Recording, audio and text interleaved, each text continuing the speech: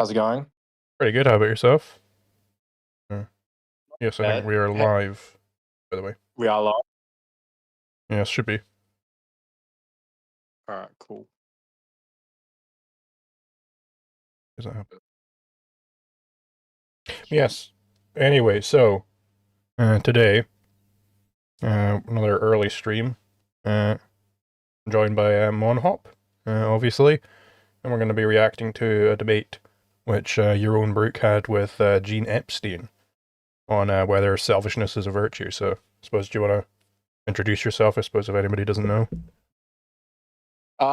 Honestly, I feel like I'm beyond introductions at this point. I've been on the channel enough where it's like people probably know who I am, but yeah, no, I'm just keen to get into it, to be honest. I will say just on the front end, like I I did pre-watch this because I wanted to have an idea of what we were getting into beforehand, and my big takeaway was like, look, I just thought that like both sides of this, I wasn't like super impressed by. That was kind of my takeaway, was that they both kind of made some interesting arguments and whatnot. But I don't know, I just didn't come away thinking, oh, like, Yaron was great or Gene was great. Like, it was a decent enough debate. I just didn't really feel strongly one way or another about who like won, so to speak. Yeah, I suppose we'll see. Yeah. I think we normally do the activity, the YouTube like watch together. Yeah, we do. Yeah. This annoying activity that doesn't really work that well, but well, this is better than, I suppose, the alternative of me having to stream both to you and to YouTube. Yeah. Is lying, cheating, stealing, and being an SOB. I gotta reload the activity because I wanted to pop it out. Jesus Christ, I fucking hate Discord so much. Oh, fuck. Now I'm the host of Successful this. life. There are, of course, greedy and selfish people. Pause it. I can't even don't have to endorse okay, fucking leaving that activity. Starting a new one. I don't even know if I can't figure out how to fucking leave it. Okay.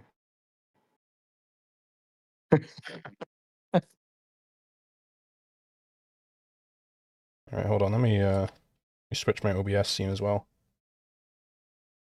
Here we go. These streams would go so much better if we didn't have all this fucking around on the front end trying to get everything sorted out. Oh, hold on, I gotta go real quick.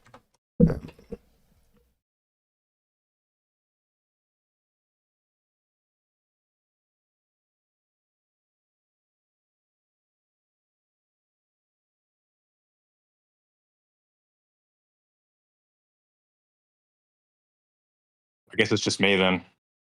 Hello, chat.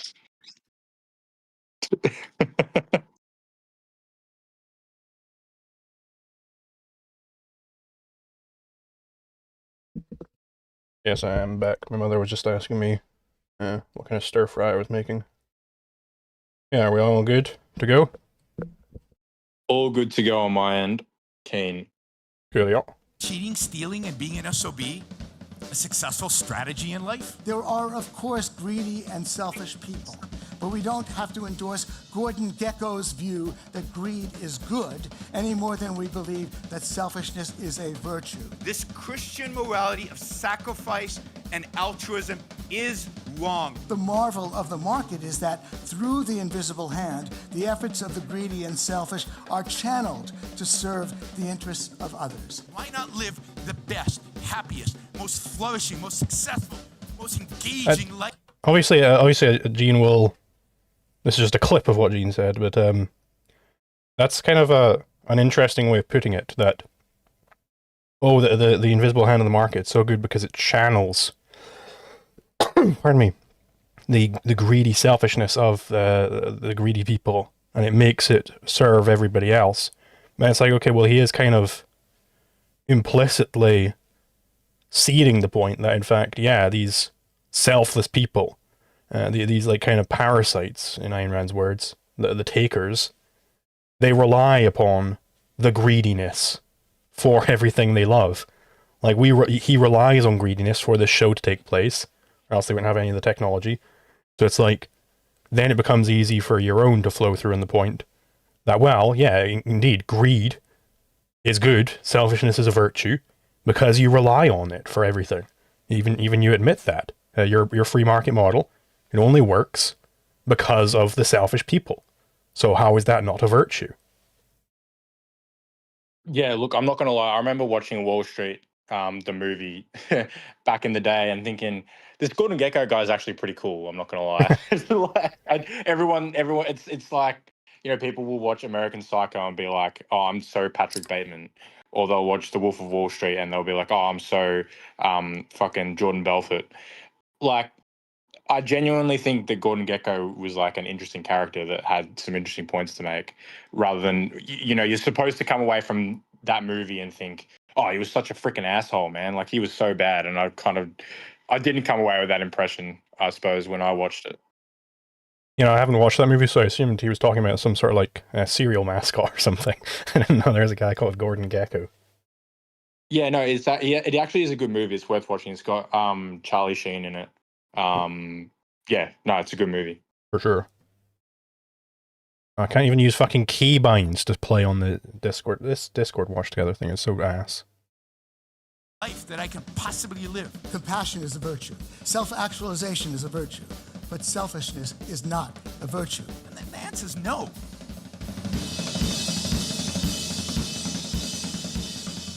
I love how they put at the end. Welcome to the Solar Forum. Him saying, and the answer's no, and then they put up the prompt, is selfishness a virtue? It's like, you kind of stitched up your own there a little bit.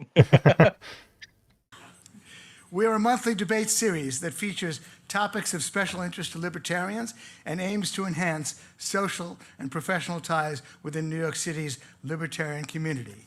This is an Oxford-style debate in which the audience initially votes for, against, or undecided on the resolution. Whoever moves the vote in his or her favor is declared the winner. Go into Soho. Just a real quick commentary on, I understand that, like, that's probably the easiest way to do a debate. Is just like, oh yeah, no, we'll vote initially, then we'll vote at the end to see who convinced the most people. But I do want to note that that's not actually what it means to win a debate, right? Every single person in that room could vote again, and in fact there are ways to kind of cheese this. If you go in and you want, let's say I go into this audience and I want Yaron Brook to win, it benefits me nothing at all in that goal if I vote Yaron in the beginning. So really I should either vote neutral in the beginning or Gene in the beginning, knowing full well that I'm going to vote Yaron in the end, and you can kind of cheese it in that way. And really that kind of highlights why voting doesn't actually mean shit when it comes to who won a debate, because you're asking sort of the idiot masses, perhaps slightly smarter masses than, a democratic election, because these people are at least selected for as being like libertarians who are willing to go out to debate and are interested in debate. But still, that's not how debates are judged. The way debates are judged is who actually logically flows through. And I just want to note that that's the method I'm going to use to evaluate this debate and all the other debates that I review. I don't give an ounce of a shit about what the vote says. And if that's Soho Forum rules for who won, I'm just not going to recognize that as valid. I care if Gene makes an argument and Yaron flows through on that argument, that is, Yaron is able to refute that argument and get his positive case across for the resolution, that selfishness is a virtue, presumably, then that'll count as a point towards Yaron. Yeah, I totally agree with everything you said there. And that's why I'm glad that the Dave Smith debate Casimir wasn't taken up on his proposal of flying you out to New York to do a Soho Forum debate, because, as I said, I agree with everything you said. On top of that, I don't like how the Oxford style is basically just, proposition, one person gets up and speaks, he says his piece, then the next guy gets up and speaks and he says his piece. It means you can't really actually interrogate the opposing argument. It's just two different people going up and making their own kind of propositions, consecutively. Unless, at the very beginning of like the question and answer thing, they get an opportunity to ask each other a question. That's the only real opportunity you have to like cross-examine or interrogate the opposing argument. But that's what debate is supposed to be about. Like, you're supposed to be able to, interject. If someone is misidentifying your position, they shouldn't get 10 minutes to misidentify your position, and then you finally get to come in and correct the record. Like, you should be able to correct the record pretty much immediately if someone is saying, you're making argument X and you're actually not. So yeah, I think, the Oxford system is like a relic of a bygone era. Like, we don't need it anymore. That's kind of my perspective on it. And yeah, look, in game theory terms, exactly, what are you going to do? You're going to rock up. If you are ideologically aligned with one of the speakers, you're going to vote for the other speaker at the start and then vote for your preferred speaker at the end. Like, that's just what people are going to do. So the results are completely compromised, and there's no way to get around that fact. Yeah, and sort of the main way you'd solve that is by adopting some form of debate where there is a proper back and forth cross-examination. It's fine, I suppose, if you want to have a select block for each speaker to respond to their opening statements, whatever. But you should at least have some amount of time, probably the majority of the debate, I would say, where it is free cross-examination, where people can just ask questions, interject, and, so on and so forth, and really be able to interrogate these positions. But you don't really get that in Oxford-style debates. Yeah, absolutely. I think you need an opening statement because people need to be able to, lay the groundwork of what they're arguing for. Like, if you just kind of jump in, then especially if you're not like acquainted with the speakers, you're going to be like, okay, what the hell is this person like actually believe? Like, sure, they say selfishness is a virtue, but what do they mean by that? So you need an opening statement, and yeah, maybe you need like a 10-minute each opening statement, 5-minute rebuttal, and then you get into it. I don't even know if you need the rebuttal, but you definitely need the opening statement, and then from there you should just be able to, in reality, just jump into it and get into the back and forth, which is actually where the debate should be won and lost. Mm-hmm. Vote.com to cast your initial vote. You'll find that tonight's resolution reads, "Selfishness is a virtue." We're partnered with Reason Magazine in presenting these debates, and you can catch audio of all our events on the Reason podcast, which you'll find in the iTunes store. Thanks to the Smith Family Foundation for making this series possible. For more information and to buy tickets to our future debates, go to our website at thesohoforum.org. I'm Gene Epstein, director of the Soho Forum. Arguing for the affirmative on the resolution, "Selfishness is a Virtue," we have Yaron Brook, director of the Ayn Rand Institute. Yaron, please come to the stage. And we'll just skip through this because they fucking love dragging this section out. They prattle on a bit, and Judge Napolitano gets his chance to say his piece, and then, so yeah, it's... Oh, and once Yaron starts, the voting is closed until we are told it is open again, which it will open at the end of the debate.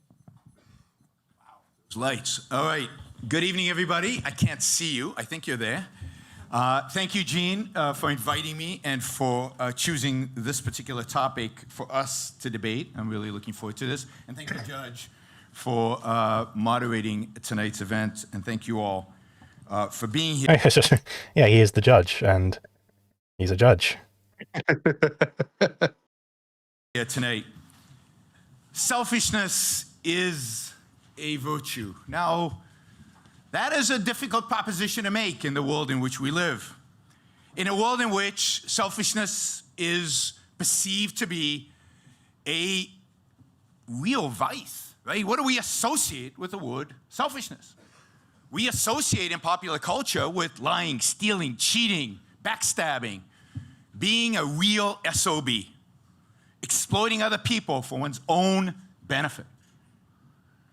That is what the culture has come to identify with the term selfish, self-interest, egoist, all of those terms. When we point at somebody in the schoolyard and say, that kid's selfish, what we mean by that is he's a nasty, nasty person. He's going to do anything to anybody to get his way. But there's a problem. Because at the same time as that is true, It's also true if you think a little objectively about the word selfish, which means taking care of self. And we see artists pursuing their passion and willing to give up everything to achieve their goal that they set for themselves. Well, that's pretty selfish. I think, you know, he might be about to get into this, but I think the correct way is to kind of, first and foremost, identify, okay, well, that's what is often meant by selfish, but is this a valid way of constructing a definition?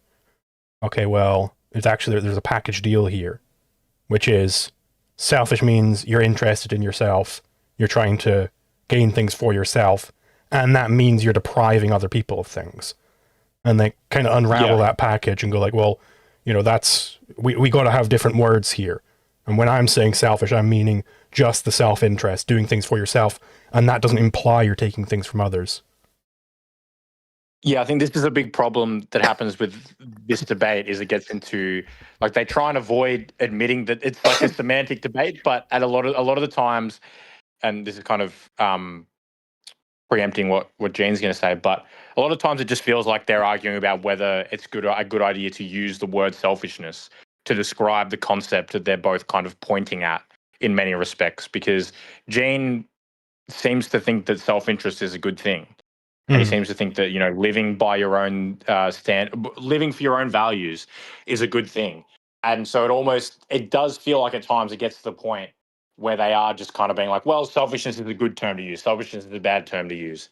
But we'll get into that. I do also just want to say I'm getting a bit of an echo here where I'm like hearing Yaron's thing twice. I don't quite know what that is. It's not like impossible for me to work through. I can still kind of hear what he's saying. It's just slightly annoying. So I don't know exactly why that's happening, but yeah, strange. I don't know. We see business leaders trying to make money by trading, by producing, by making. Think Steve Jobs. What a selfish guy. How many people in the audience were asked by Steve Jobs what features you wanted in the iPhone? I can't see you, but I'm guessing the answer is 0. Steve Jobs built the iPhone the way he wanted it to be. He built the iPhone in his image to pursue a passion of his for the monetary benefit of himself. Steve Jobs was selfish. Oh, Jesus Christ. Okay, Every athlete out okay, there. what I'm going to do is I'm just going to quit out of this, open up Discord on my browser, which has ad block, so that doesn't fucking happen again.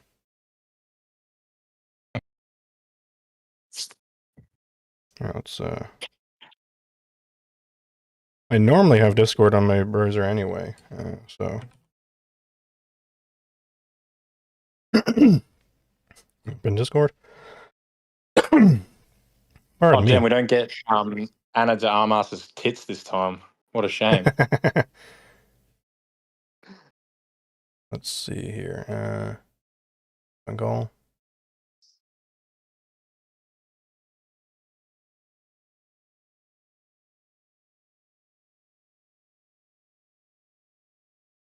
Oh, look, everyone gets to see the kind words I said about your yeah. intro to Dave Smith debate. Whoops-a-daisies.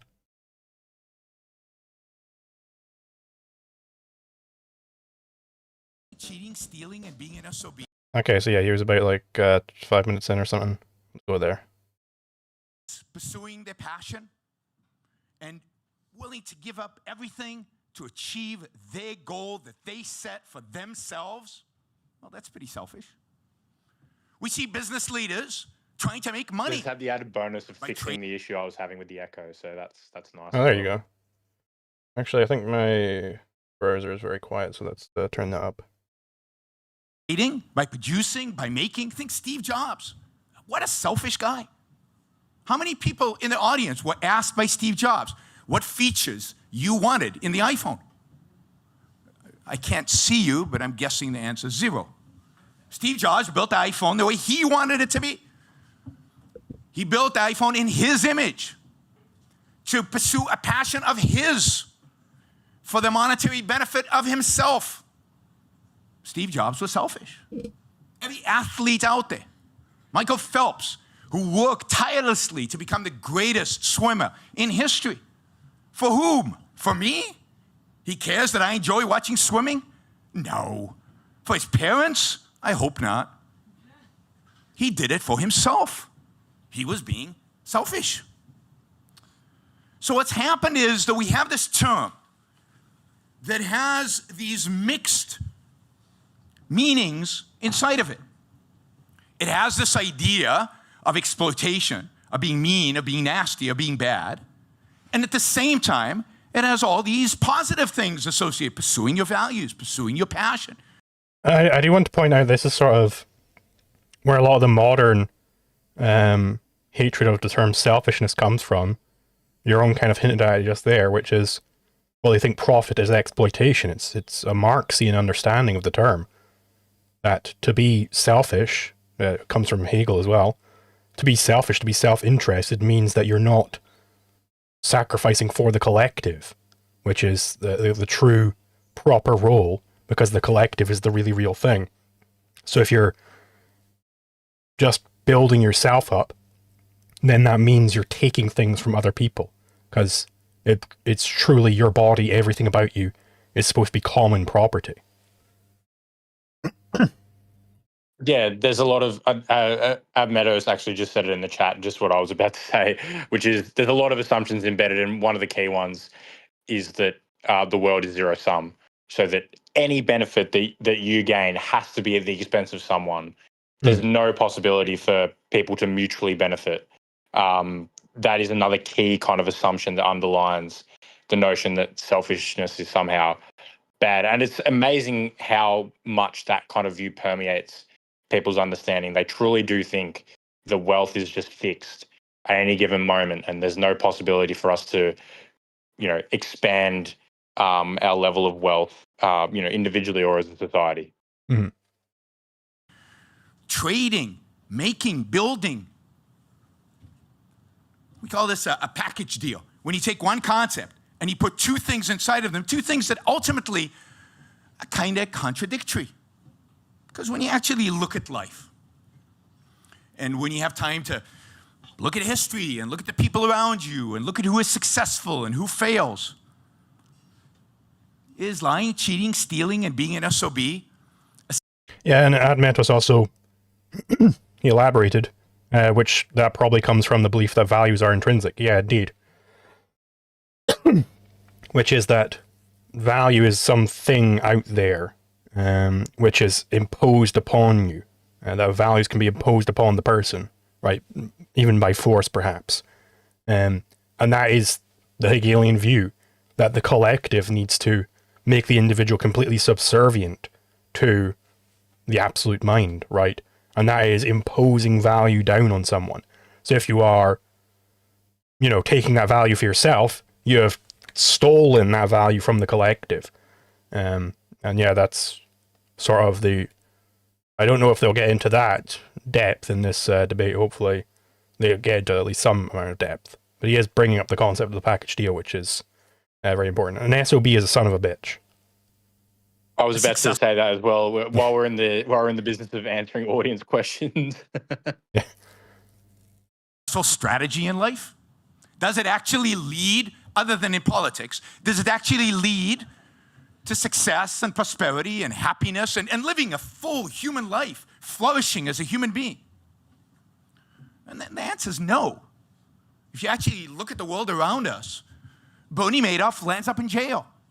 But more than that, Bernie Madoff is miserable before he's caught. Not because he feels some innate guilt because he's lied and cheated and stealed, but because he has no self-esteem because he lied, cheated, and stealed, because he can't look his kids in the eye, because he can't have a conversation because something might slip out and they will discover that he lied, stole, and cheated. Of course, it was the kids who told the feds about him. God forbid the SEC actually catches anybody who commits fraud. I think Yaron said lied, cheated, and stole like 3 different ways. In each of those 3 different times he said that. But yeah, look, he's 100% right. Like, you look at anyone, most politicians, and I've met a few politicians, they're all like utterly miserable. Like, they truly like do not like their lives, and most of them are using all kinds of substances to cope with, what it's like to be in politics, even beyond, like, set aside like our analysis of what a politician is, which is, just a bandit and a robber. Just the level of nastiness that's involved in politics and the way that people treat each other in Parliament or in Congress or whatever, your house of government is called in your country. It's a really, really horrible place to be. And, most people come out of it, worse as a result. Yeah, definitely. And, because that's what they say, oh, that's politics. It's all about backstabbing. It's all about cheating other people. It's all about lying and stealing, as Yaron would tell us. Yeah, I do think Admetos in chat is correct. Where Yaron, he said, oh, well, these things are kind of contradictory. These two things which are kind of contradictory. I agree that I'm not a fan of this sort of where he's kind of softening the blow. He's kind of doing this. He's kind of doing that. I understand, perhaps, as you don't want to come off as too headstrong. But in a debate, you got to be headstrong. You got to be. This is the case. This is not the case. Just straight up, these are contradictory attitudes, right? If that's the argument you're going to make, then that's the argument you got to make. Which is, that's why Ayn Rand didn't like identifying the cheat as someone who was selfish, because he's not actually obtaining objective values, because he has detached his mind from reality in the fact that he's lying about everything. That's detaching yourself from reality. He's trying to cheat reality to gain values, but that doesn't work. That's not how you gain objective values. You end up just building up a house of cards. Mm-hmm. Busy monitoring Don and my 13 Ds and 13 Gs, right? So, no, it doesn't pay off. It's not in your self-interest to be the SOB in the schoolyard. Those people don't turn out well. They live horrible, miserable, pathetic lives. And this is, by the way, true of politicians. I've never met a happy politician. All you have to do is look at Bill Clinton or Hillary Clinton and see how miserable they are. They carry it on their faces. And I think this is true of most politicians. I met a lot of politicians. I've never met a happy politician. They all look miserable because they've achieved what they've achieved primarily through lying, cheating, some of them through stealing. But right? All of them through stealing. How these guys go? Yeah, I mean, he's gonna give some leeway, I suppose, to because he is embroiled in contradiction. Because he loves the government fundamentally, like at some deep level, he does not hate the state. Speaking of, this reminded me of, I think, is it Per Byland or Pierre Byland? I don't know how to pronounce his first name. He really triggered some Randians with his. Did you see his paper that he put on Mises Wire? It was minarchism, the worst form of state idolatry or something. Mm-hmm. And that got them so mad. They were like, so what, you're saying we're just as bad as Nazis? Or it was absolutely hilarious to see the amount of coping that was coming out of them after he dropped that article. Very good. Go into office poor and come out rich. I mean, it's just weird. $250,000 speaking fees at Goldman Sachs. So we've got a muddled concept. What does selfishness actually mean? If you look it up in a dictionary, it says, taking care of self, comma, any modern dictionary has the comma, at the expense of others. Now, what the hell at the expense of others? Where did that come from? The only people with an incentive to add that at the expense of others are the people who want you not to be selfish, who want you to sacrifice, who want you to think always in terms of the public good and the public interest and the common. And who are those? Well, the people who want to control you. I have a quick question. The people who... Would you say that a proper dictionary definition or a proper definition realistically probably shouldn't have a comma in it? Because if it has a comma, it's implying that it's referring to potentially two different concepts. Would that be, I mean, maybe a definition could be long enough that you might need one regardless, but like, is what he's pointing at, like, valid, I suppose? Yeah, so I mean, there is a sense in which it's valid, which is, yeah, if you've got some sort of conjunction, that's the correct way to think of it. If you've got a conjunction in there, like, you know, the NAP says don't initiate force, or the threat thereof, or fraud, or you know, tacking on all these conjunctive statements at the end, that is invalid, because then you're not identifying any essential thing in a concept, and that is the purpose of definition, is to identify an essential. Now, you might have a comma in a definition whilst you're still identifying an essential, but I definitely, you know, dictionary writers should have some sort of linter set up where it gives them like a warning, you've used a comma. Really make sure you're only identifying a single thing here, because you've got a fucking comma in there.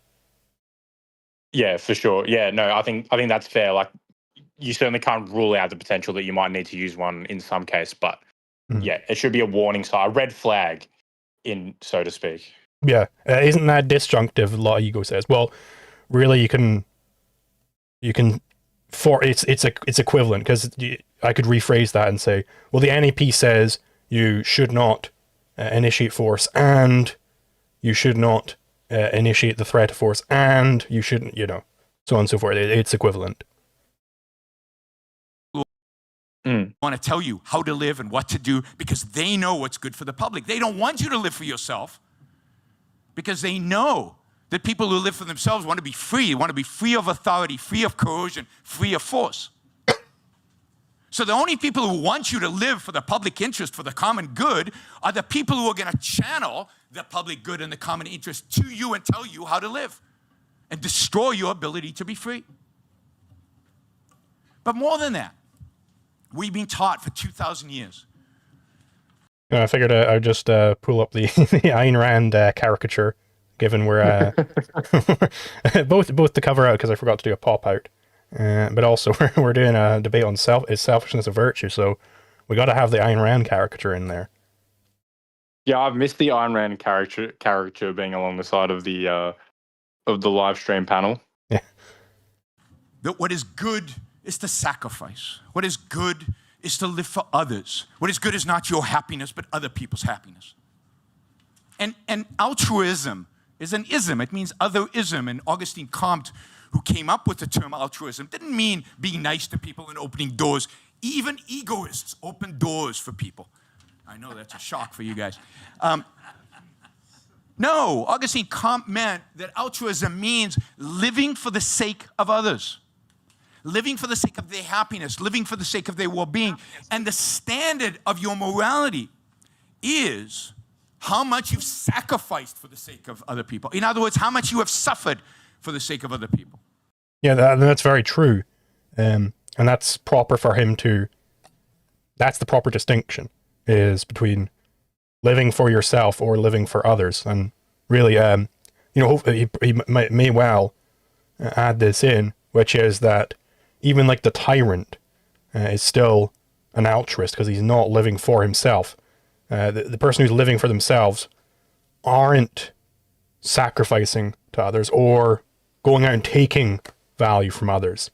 Those are both, because altruism, you know, someone's got to be on the receiving end ultimately, and that's where you know, Ellsworth Toohey comes in. I do hope he also gives like some concretes for what does it look like to be an altruist. Really elaborate upon that concept very heavily, and show that it is the opposite of selfishness. Mm-hmm. Bill Gates makes $70 billion by changing the world and making people better off. I'm not going to explain the trader principle to this audience. I think you understand it. That the only way to become super rich is to benefit other people through trade. But he gets zero moral credit for that. Negative moral credit, because he did make $70 billion in the process. But he leaves Microsoft and starts a charity. Oh, now he's a good guy. Not quite a saint. Now, I don't have any inroads with the Catholic Church. I'll have to ask the judge about this. But I suspect that to become a saint, Bill Gates will have to do what? Yeah, he'd have to give it all away, move in, live in a tent, and maybe show us a little bit of blood. Because that's what conventional morality suggests. It's Andy, there's this story that Peikoff tells in his History of Philosophy about some monk or another, I can't remember his name, who had he went to just the most crazy extremes of asceticism, which is the denial of any sort of pleasure for yourself. Like, so that he wouldn't get any pleasure from drinking water, he would drink dirty dishwater. You know, if he would regularly throw himself outside naked into a snow heap, just to suffer. He would try and eat like the most bland food possible, so he wouldn't get any pleasure from the food. And that's really the sort of reductio case for asceticism, at least as far as that far back in philosophy goes. Like, oh gee whiz, people really got into sacrificing as we get into the 20th century. So Yeah. Francis of Assisi, that was it. Yeah, I was going to say Francis of Assisi.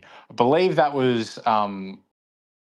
Okay, actually, I'm not going to go there because that's a personal thing. So I maybe shouldn't reveal that on stream. Okay. Keep it moving.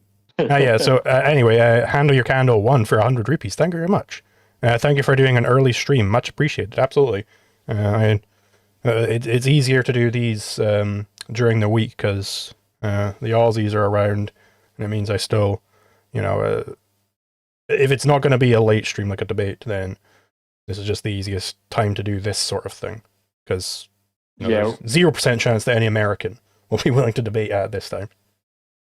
Yeah, Zoo and I had to haggle a little bit on the time because it was going to get, if we went an hour later, we were going to be starting at like 11 p.m. and that was a bit late for me to actually want to start. So, no, this is good. Suggest that virtue equals suffering. Have you ever seen a painting in a museum of a saint with a smile on their face? No, because that's not the point. The whole point is to suffer. It's not how much. That's a good concrete. I do like that from Yaron. Have you ever seen a picture of a saint where he's smiling? I think I have. He's done exactly what you asked of him. I suppose you were like, "Hey, can we get a few concretes here?" And he's given a few pretty strong ones, as you said.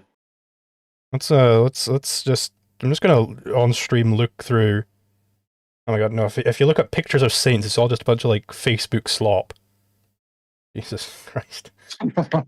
Yeah, no, I don't think I'm gonna. Well, like those boomer posts that, like, you know, yeah, I know what you're talking about. Yeah, okay, right, yeah, no, this is not gonna work. Anyway, member Handle Your Candle just renewed his membership. By the way, I'm Mon. Yeah, I know. And I just got YouTube Premium, and now it doesn't show my name. Yeah, I think YouTube is doing like some sort of. They're trying to switch over to the handles rather than names, so they're finally getting rid of the last vestiges of Google Plus, I guess. Fuck Google Plus, that was a moment. Remember when that was supposed to be like the new thing? and I had to fucking when I started my YouTube channel, I had to give it a full first name and last name. And I was like, no, thank you. My first name is Liquid, my last name is Zulu, and that's why to this day some people still render my name as Liquid Space Zulu. Despite because Google Plus was like, oh yeah, that's his name, first name, last name, and I had to do that for fucking YouTube account. It's like, okay, well, great. I've had to because when I initially set up my my YouTube account that this is now under, that MonHop is now under, it was like a personal one, and I've slowly transitioned it over, and now I've had to just go back and like scour every single like piece of personal information and just get rid of it. And I've managed to do so, but yeah, no, it's funny when like stuff like that pops up. Yeah, no, and because it's fucking connected to my Google account, and now I've got a new Google Pixel phone. I didn't want to bother with doing Graphene OS this time because I want to actually like do live streams on TikTok, and I was like, okay, fucking 90% chance they use Google Play services, so I'm going to have Google Play services anyway, so it's like, fuck it, I'm just going to use Android. And then but because my Google account is still to this day Liquid Space Zulu, When the fucking Gemini assistant pops up, it's like, hello, Liquid. Here's your tasks for the day. It's like, shut up. Like, so I just mute that shit. Go away. I wanted to do TikTok live streams at one point. And the problem was, again, like I have a personal TikTok, which I'm obviously not going to use. And so I wanted to set up like a MonHop TikTok. The problem is you need to do like a heap of shit in order to qualify to go live on TikTok. It was so annoying. I don't exactly know what it was, but you got to reach like a certain follow account and like have a certain amount of videos uploaded maybe or something. I was like, I'm not doing all that shit. Fuck that. So I just, TikTok live is not an available option for me, I guess, going forward. Yeah. Autoyeen on Twitch asks, is this the debate that Dave Smith was talking about regarding objectivism? Yes, I believe so. I think that's why we're doing this. I think when I was reviewing his response to me, he like mentioned like, I saw this debate with Yaron, Brook, and Gene Epstein, and objectivism is so stupid and blah, blah, blah, blah. So I was like, fuck it. I just looked over the chat. MonHop, do you want to fucking review that one then? And then, here we are. I remember, because I don't think I was watching all of that live because I was at work. I remember I did like a full like Leo DiCaprio moment where I was like, oh, that's me, that's my name. Okay, let's do it. when that happened during the live stream. How much you benefit other people. If it was based on how much you benefit other people, Bill Gates would already be a saint. It's how much you suffer. And the question... I think that's an important distinction he just made, which is, it's not about how much you benefit other people. That's irrelevant. It's how much you benefit other people at your own expense. And so, obviously they got a package deal there. So the package has two sides to it. The good is benefiting others at the expense of yourself, and the bad is benefiting yourself at the expense of others, which is clearly, it's like, I think we're missing some options here, if you just draw the matrix, right. Like there's benefiting others at the benefit to yourself, or destroying others at destruction to yourself, which is what a tyrant does. Right, and just think about like who the Bible venerates. It's like you got Abraham, who the Bible venerates in part because he was willing to sacrifice his own son. Like he put him up on a fucking altar and was about to stab him through the heart until an angel told him to stop. And it was only because of the fact that he was willing to do that the angel told him to stop. It was the fact that he showed that he was willing to kill his own son. And then the other example I'm thinking of is Job. And like Job, like I remember reading that story because I went to like a Catholic school. I remember reading that story and I was like, what the fuck? Like I'm supposed to like venerate this guy. This guy, like his whole life was completely ruined by Satan at God's behest, where like his whole family gets murdered. He gets like destroyed by disease. Like just everything that he holds dear is completely destroyed. And that is like venerated as like the ultimate in like Christian morality. And I was like, Jesus, like there's something wrong here. The fact that like two of the people I should say, that the Bible venerates is one, someone that was about to murder their own son, and two, someone who was grateful to have his life completely ruined by Satan. It's just absolutely insane to me. Yeah, because I think it was like, what was the story? It was like Satan was like, God, I bet you I fucking test your most faithful guy. I bet you he turns to me. And the God was like, go on then. Yeah, get my most faithful soldier and just fuck him up. Just ruin his life in every conceivable way. Just do everything you possibly can to it. It's so fucked up. Yeah, and Capistone sums up one of God's many pranks. Yeah, pranked you. You lost your entire family. You lost your job. You lost everything. Pranked. Has to be asked. Why? Why is other people's happiness more important than mine? Why should I live for some common good? I don't know any common. Why should I live for the public interest? I don't know the public. Why shouldn't I live? I've got one shot at this. This is the atheist in me coming out, right? I've got one shot at this. I've got one world in which to live. Why not make the most of my life in this world? Why not live the best, happiest, most flourishing, most successful, most engaging life that I can possibly live? And indeed, he's now sort of showing, I'd like this explicated as well, what the true distinction there is. It's between individualism or collectivism, because it's the altruist premise is sacrifice for the public good. And it's like, okay, well, that's a collectivist claim, that there is some thing called the public which can have either good or bad done to it, right? And the individual side is, I want to live for myself, for my own benefit. And that doesn't take away from the good of others, because really what's being snuck there is you're taking away from the good of the collective, because you're living as an individual. Mm. And what does such a life require? Now, this, I think, is what morality should really be studying. Morality should be the science that studies what virtues and values people should pursue in order to achieve their maximum potential, in order to live the best life that they can live. Now, that would be an amazing project, a project started by Aristotle, continued by Ayn Rand. That is a project worth engaging in. What are those actions that we take that really lead, scientifically, to good life? Because we're a biological entity. We have a particular nature. Some things hurt us. Some things are good for us. Just like some food is poison, other food is good for us. So certain actions that we take in our lives, certain virtues that we engage in are good for us, and others are bad for us. We have a particular nature. So let's try to focus on what is good for us and do that. And it turns out, and again, you don't need to be a nuclear scientist to figure this out. And he is kind of hinting at the fact that, well, this is something that Peikoff makes in his essay Fact and Value, is this is how the objectivists like to give the positive case for how you can get oughts. It's that any is for a volitional being implies a certain ought, right?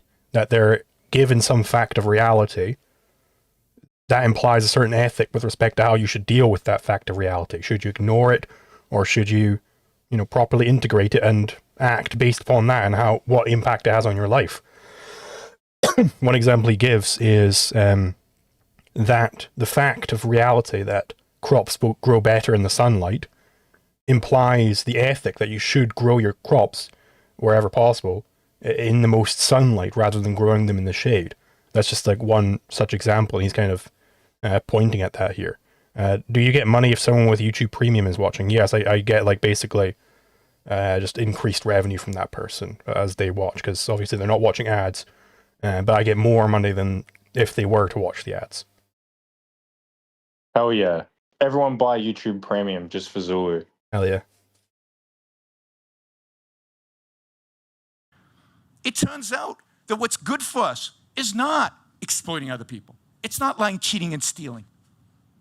It's using that one thing, that one resource that we have that makes us human. All our values come from one place. All our values come from one activity. All of our values, spiritual as well as material. And that is the human mind, a reasoning capability. To be selfish means to be rational. It means to use reason. It means to think about your own life and how you can maximize your own well-being, your own capacity to flourish over a lifetime, long term, rationally. That's what virtue of selfishness really means. It means to think, to engage with the world, with your mind, to figure out the actions necessary and the values worth pursuing that will lead to a good, flourishing, successful life. At the end of the day, your happiness is the purpose. What other reason are we here for? If not, to live, to flourish, to be happy. And not the happiness that comes from a line of cocaine. The happiness that comes from living a good life, from producing, from creating, from building something, from making your life have meaning, having a purpose, having self-esteem. Jesus Christ. Yeah. One thing he should definitely be prepared to elaborate on is what is different between the happiness you get from producing, eudaimonia or whatever, versus the kind of whim-based happiness, the kind of pure-based pleasure you get from doing a line of cocaine. That is something which I imagine Gene will probably, perhaps, I don't know, press him on, and he's really got to have a solid answer to that. Like, what does happiness mean? And obviously Rand defined it as a state of non-contradictory joy, because you can have contradictory joy, which is you get some form of base pleasure from a thing, but it actually overall is destroying your life, right? So you're holding it as both good and not good. I can speak from experience on that. So selfishness is the only virtue, in a sense. It's the purpose of life, is your life. Make the most of it. Make the most of it by thinking, by reasoning, and by living. Thank you. Oh yeah, brother. Overall, yeah, I'd Good say. intro overall, I thought. Yeah, I thought that was a good opening statement. He hit all the major points. He set up the correct dichotomy that selfishness versus as against altruism. Selfishness, the book standard definition, the colloquial definition, is actually a package deal, so that's invalid because he didn't necessarily explicate that as much as I'd like him to. Really going to the epistemology of why package deals they destroy your faculty of reasoning, and then you could tie that back in with, well, the whole point of morality is to live your life. It comes from your faculty of reasoning, so this undercuts the very purpose of ethics and epistemology and everything. It undercuts your mind to have something like a package deal. But yeah, overall, I would say solid opening statement. And the best part was he didn't even have to mention Israel even once. Not even once. I'm sure he was he's like clenching the table to try and prevent himself from doing it.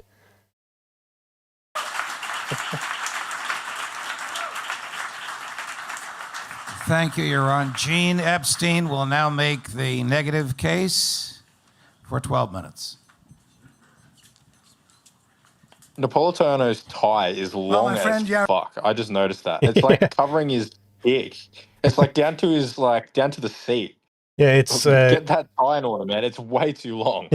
It's cock shyness versus Gene's cock confidence. The Chad Yaron Brook with no tie versus the virgin Judge Napolitano. Yaron Brook is a force of nature in the cause of freedom and free markets. And I put Ayn Rand in the pantheon, and not just because of the enduring impact of her novels. In her objectivist writings, Rand reminds us that there is a real world out there and that the only way to understand it is through reason. But is selfishness... Okay, well, that's actually a big gift he's just given to Yaron there, is that he is conceding the point that there is a real world out there and the only way to know it is through reason. So now all that Yaron has to do is show that, hey, if you want to, nurture your reason, if you're really operating rationally with respect to ethics, he's already kind of intimated this in his opening statement. Well, that requires selfishness. You can only think for yourself. You can't think for others. You can only gain values for yourself. You can't impose values on others. So Gene has given him a very big gift in just the very start of his opening statement. Good opening from the New York financier Gene Epstein. A virtue? Yaron says yes, and so did Rand. She applied reason to this question in her book of 1964, The Virtue of Selfishness. So let's go back to the seminal text. We'll find that on the rational terms Rand herself set, selfishness is clearly not a virtue. Rand begins by confronting the question of why she chose the word selfishness to, quote, denote virtuous qualities of character. In characteristic fashion, she answers, quote, for the reason that makes people afraid of it. She continues. Which is a very good answer, by the way. It's, people don't like selfishness because of the reason Rand likes it. Rand likes it because it is people living for themselves, people producing for themselves, and people are, by and large, against selfishness because they really don't like that. Right? That is they're trying to cover up with the package part, but they really do think that this goes together, that living for yourself means taking away from others, and just kind of just shoving that back in their faces. It's almost like a good response to the argument from intimidation from around there, where, oh, that nobody, sure, no, everybody is against capitalism. Nobody thinks that. Everybody knows that capitalism is bad, and it's like, well, I don't know that. I'm a capitalist. I don't know that's bad. You know, I think that's a very good response from Rand. Yeah, absolutely. Well, I have a similar point to make, but I think Jean kind of elaborates a bit, and I then want to respond. So, sure. The meaning ascribed in popular usage to the word selfishness is not merely wrong. It is responsible for the arrested moral development of mankind. Yet, she continues, the exact meaning and dictionary definition of the word selfishness is concern with one's own interests. This concept does not include a moral evaluation.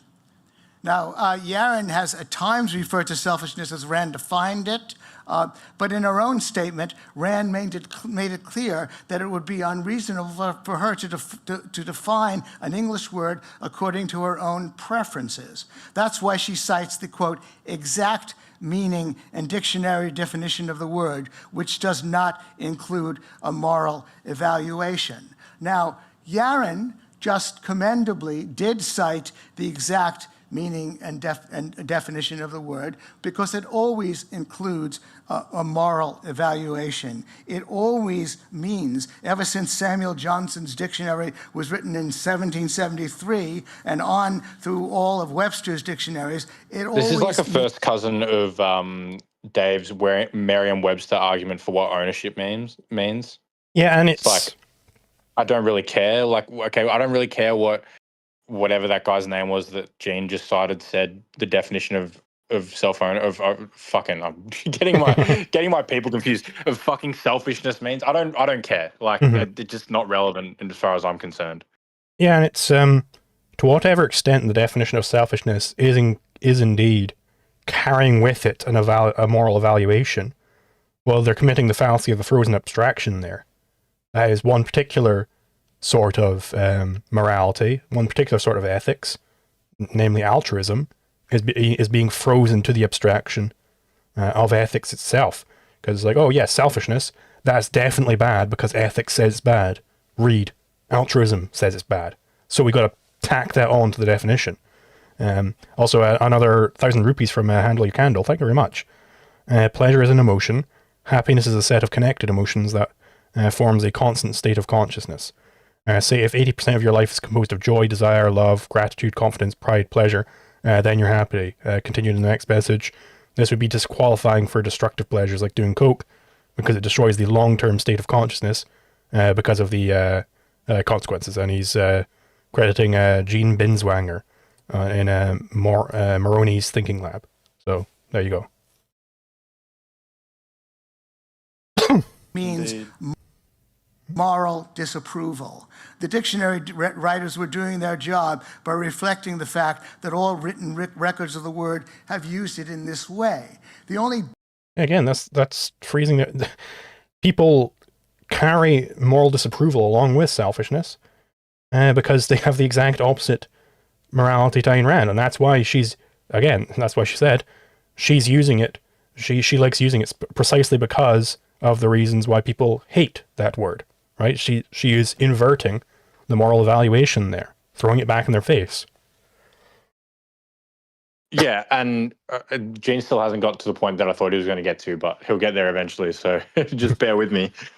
Difference between what Yaron just said and what Ayn Rand wrote is that she was quoting what she called the exact dictionary definition of the word, and she defined it as concern with one's own interest, full stop.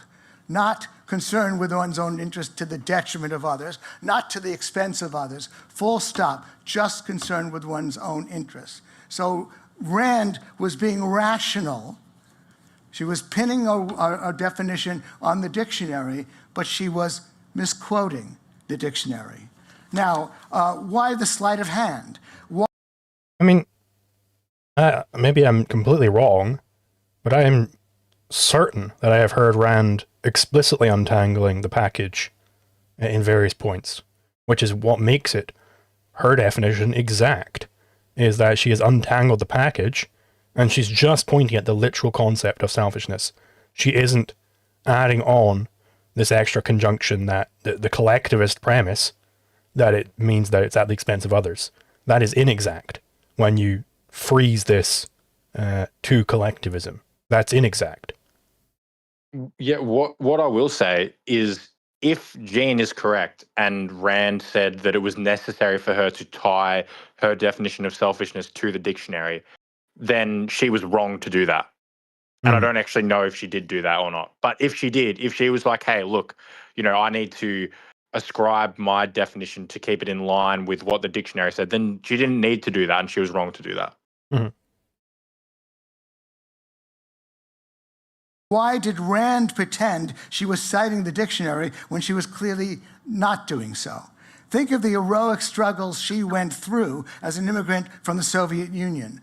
And just like from a sort of strategy perspective here, Yaron could just say, okay, well, I don't agree with Rand on that point.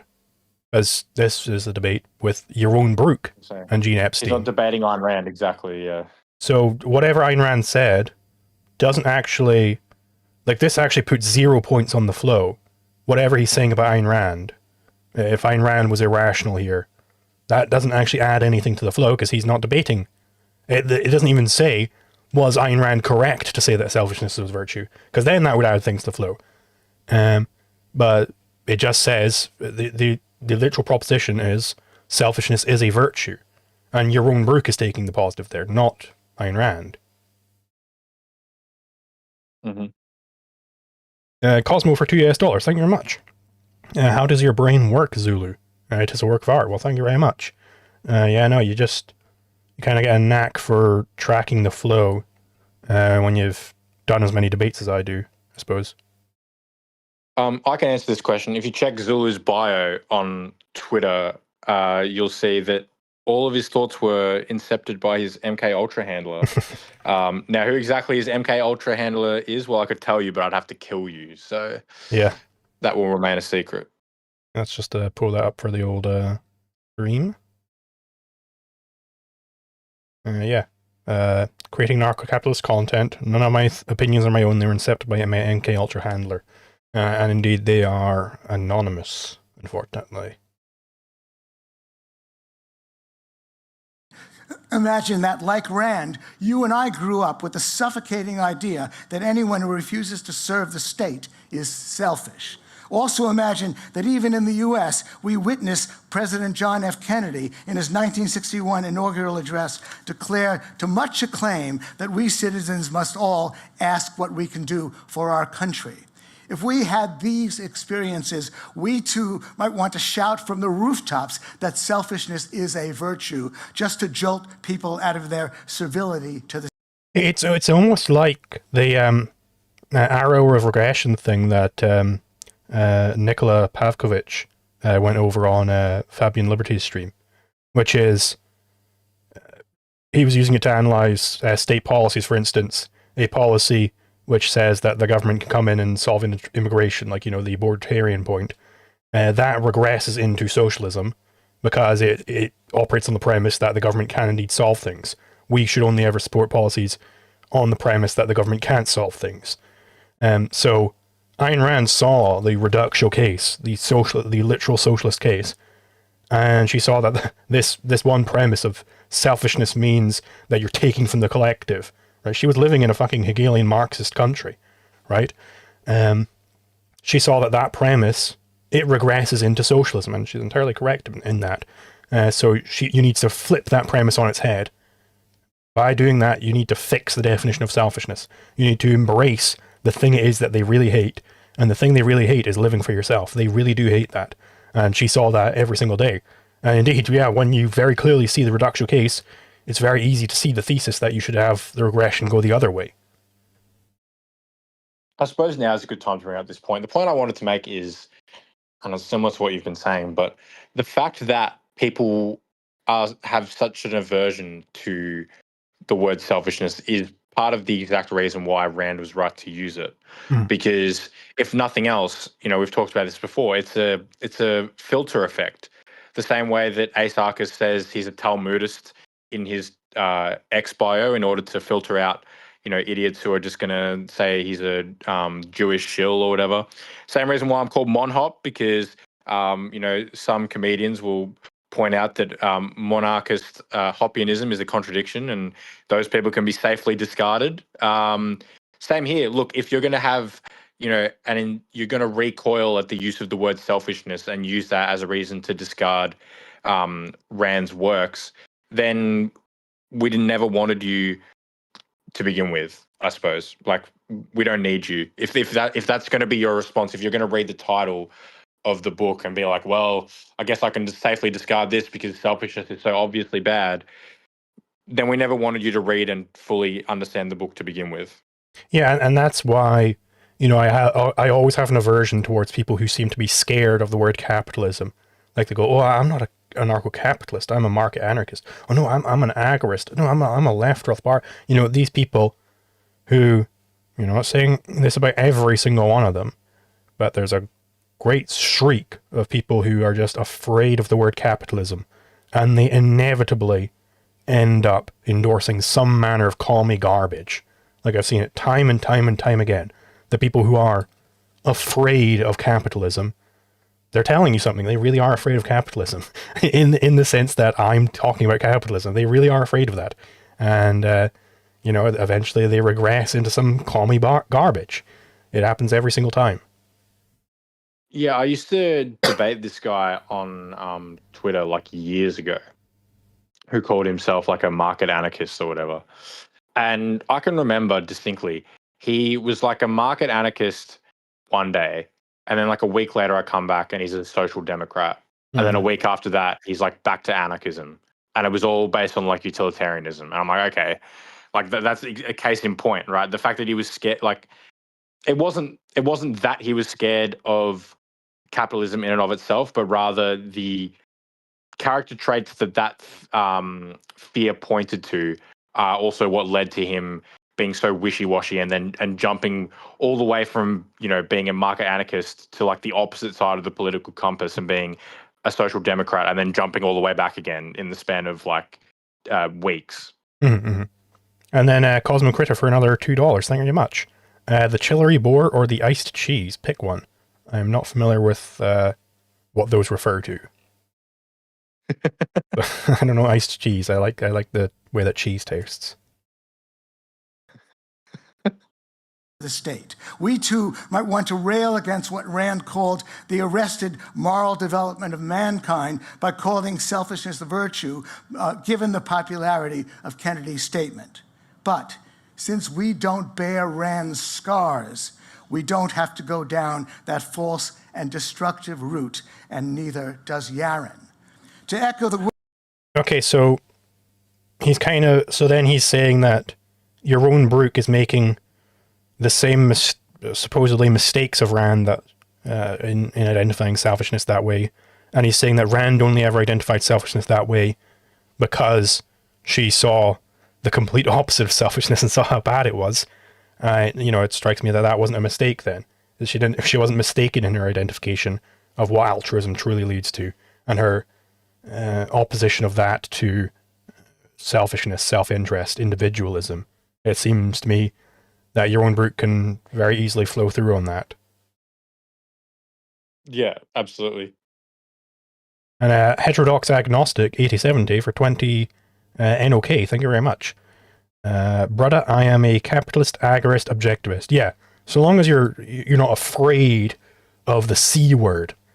And obviously, if you're being a fucking objectivist, you're not going to be afraid of big nasty words. But yeah, no, that's perfectly fine. I mean, fucking goddamn. Yeah, the original agorist, Sec 3. I don't think he was afraid of capitalism. Maybe he was. I haven't read him, but I'm pretty sure he called himself a Rothbardian. Yeah, that was his big claim. Rothbard. Yeah, he was like you want to talk about the basement dwelling theory cells that like Dave Smith hates. He was like He was like patient zero for that. Like, holy shit. But I mean, a quick one on agorism. I don't know how you feel about it, but I just think if you've got the philosophical theory of history and Isaiah's job, like agorism is almost surplus to requirements. Like, if you get to the point where you have a critical mass of people to where agorism could actually do anything, like you're already most of the way there. Is my kind of take on it. I don't know how you feel about it. Yeah, I agree with that, and it does strike me as sort of an anarcho-frogism, where it's I'm an anarchist who likes frogs, therefore I'm an anarcho-frogist. Like, I mean, it's slightly different because at least they are saying some things theoretical, but it does strike me that a great majority of agorists who I encounter, they're just like, oh yeah, I'm an anarchist, but I like just growing cucumbers and living off the grid. It's like, okay, well, good for you, I guess. Yeah, I was gonna say it's like a lifestyle choice. Yeah. If more than anything else, it's like, yeah, like I go to farmers markets rather than the supermarket. Like, okay, good for you, buddy. Words Rand herself used in her book. Her use of the word selfishness is not merely wrong, it's done serious damage to public perception of the set of beliefs that Yaron and I both share. The use of the term needlessly antagonizes people by making it seem as though we who advocate freedom really do endorse a world in which people act in disregard of or at the expense of others. Okay, so he's saying it's needlessly antagonizing people who really do believe in freedom. Now again, he could make the argument like, well, actually, this isn't needless. These people who advocate freedom, if they really want to be consistent in their advocacy for freedom, they have to endorse selfishness, because otherwise, again, obviously, Yaron won't have access to this specific argument because it came out after this debate ever happened. But, you can make the same argument in different ways, which is that if you don't endorse the selfishness, then you have that one little contradiction, that one little problem, that one little false premise, which ends up regressing into total socialism. Namely, that altruism is something which is virtuous, selfishness is a vice. That has been the justification of every single genocide ever, right? You got to do your duty. You got to live for the country, live for the nation, live for the workers, right? And if you're living for the workers, you may well die for the workers, all right? Because you don't own your fucking body anymore. Don't be selfish. Yeah, absolutely. It does harm in another way. I've met followers of Rand who know what the word selfish really means and like to flaunt their indifference to others. These people do us no service.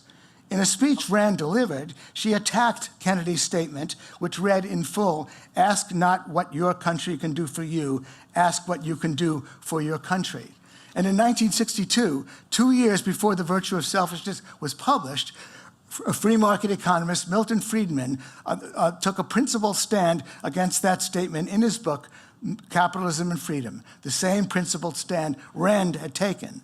But he declared that the free man will ask neither what his country can do for him nor what he can do for his country. He will ask rather, how can we keep the government from destroying the very freedom we establish it to protect?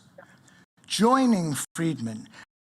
Okay, but then it doesn't strike me that actually adds anything to the flow. It's like, okay, Friedman said that he doesn't want the government to destroy the freedom that it's supposed to protect. Okay, but what does that have to say about selfishness versus altruism? What does that bring to the table? Yeah, it's a kind of pretty standard Milton Friedman type statement overall, in my opinion. Yeah. And then Cosmo for another $2. Thank you very much. Was Spinoza based? Deus sive natura is badass. Well, I don't speak Latin, so I don't know exactly what that refers to. God in nature or something? I don't know. I can't remember any specifics of Spinoza's philosophy, but I remember utterly hating it when I was learning about it. So isn't he like of the rationalists, or am I thinking of? I'm pretty sure he is a rationalist. Yeah. Yeah, I'm fairly confident that was his kind of area. I might be mixing up with Leibniz, maybe. I don't know. Leibniz is also a rationalist. There were a lot of them. The dogmatic Yeah, I was gonna rationalists, as they say. were called. Yeah. And picking up on a phrase she herself strongly endorsed, Rand might have declared that the individual's pursuit of happiness is a virtue. Or picking up on a popular word in the 1960s, she might have argued that, quote, self-actualization is a virtue, especially since self-actualization has been defined as the achievement of one's full potential through creativity, independence, spontaneity. I mean, just what a shitty book title, though. The Yeah. virtue of self-actualization. Who the fuck is going to buy that thing? And also, and also, then that's referring to a slightly different concept than what Rand is saying, because he's saying self-actualization is the achievement of one's full potential. So that would be the result that you're aiming towards by being selfish, right? That would almost be a tautology. Yeah. The virtue of achieving the virtues associated with, selfishness. Okay, brilliant. Yeah. You're pointing at the virtues of a virtue. Mm. The virtues of being virtuous. Real world. There are, of course, greedy and selfish people, but we don't have to endorse Gordon Gekko's view that greed is good any more than we believe that selfishness is a virtue. Instead, we cite Adam Smith's concept of the invisible hand. Ugh, fucking Adam Smith. Let's get, how can we get the next most milquetoast person out here? We've already got Milton Friedman. Now let's get Adam Smith. Who's next, John Locke will probably make an appearance at some point. I was just thinking. But no, like the invisible hand thing has done like so much. In my opinion, it's done a lot of damage to the perception of free markets because it provides this image of like the forces of the market being guided by some omniscient being, and that's where people kind of get this idea that markets are self-regulating, or like that's kind of how people think of it, and it's like, well, not really. Human beings regulate markets. It's regulated by human behavior. So attributing the fact that markets tend towards the most value productive ends to some invisible hand rather than just people pursuing their own ends is fallacious in my opinion. And it's done a lot of damage to how people perceive free markets, in my opinion. Yeah. And it's also, the implication is that, well, these greedy gobblers, we got to somehow take that from them. And it's like, now we're going to take that from them and redistribute it, which is what we really want. Well, as it turns out, I'm Mr. Free Market Economist. As it turns out, there will be an invisible hand that'll do all that for them. It'll crush down the selfish people and make their selfishness work for you. It's like, no, that's not the way to look at it. The way to look at it is that every person should be living for their own benefit. Everybody should be living for themselves. And as it turns out, there are no conflicts between rational men. That doesn't involve exploiting others. That involves building yourself up, and then if everyone's building themselves up, they can freely trade and interact and get mutual profit. And that, that isn't like some trick. We tricked them into helping other people. It's like, no, helping others, that can be of value to you as well. If those people are rationally valuable to you, because you want to have the selfishness to not be helping out people who are rotten, because you don't want rotten people around. Yeah, and just on the whole invisible hand thing, like, the invisible hand as against like an actual hand, at that point, like it's a preference thing almost. It's like you might as well, like the socialists can come along and say, well, I think the invisible hand does things too slowly, so we're going to bring in an actual hand and we're going to centrally plan stuff to get to where we want to get to, quicker or with less exploitation or whatever. So yeah, look, I give Adam Smith a bit more of a pass than like, Rothbard will obviously like go hard on him. Like, it is what it is. The dude was living in a world where we didn't even have, the subjective theory of value, let alone, objectivism or, libertarianism. So I thought you were going to say everyone to suddenly. I thought you were going to say I thought you were going to say dude was living in anarcho-capitalism in his head. I was like, oh, geez. If only. No, look, he was living in a time well before, and like not everyone can be an expert on all areas of philosophy. So I again, he most of the stuff he said was wrong, but I have more ire towards people that still use him to this day than Adam Smith himself. I think he was a product of his time. Yeah. As Smith pointed out, in a market economy, greedy and selfish people can satisfy their aims only by selling us products we want to buy. The selfish are therefore led by a hand that is invisible to them to advance the interests of others. Yaron has written that business is a selfish activity. And it's a simple matter to correct Yaron's abuse of the English language through Smith's classic insight about the invisible hand. For Smith, who deplored selfishness, business can't be a selfish activity precisely because it advances the interests of others. No, again, that's not what selfishness doesn't mean at the expense of others. You got to actually, justify that point, justify the package, justify why those two things necessarily have to go together and why they can't just be separate concepts. Like, we already have a concept for what it means to take from others. It's called exploitation, right? It's called theft. Like, why do these have to be this? Why are we packaging that together with building yourself up? Why is that coming together? You have to justify that package here, Gene. Yeah, exactly. And like, again, with like, I don't know, just you'd think a guy who was like, super familiar with Rothbard would know that citing Adam Smith, maybe not the best idea in the context of, a discussion between free market advocates in the 21st century. And as he explains, the marvel of the market is that through the invisible hand, the efforts of the greedy and selfish are channeled to serve the interests of others.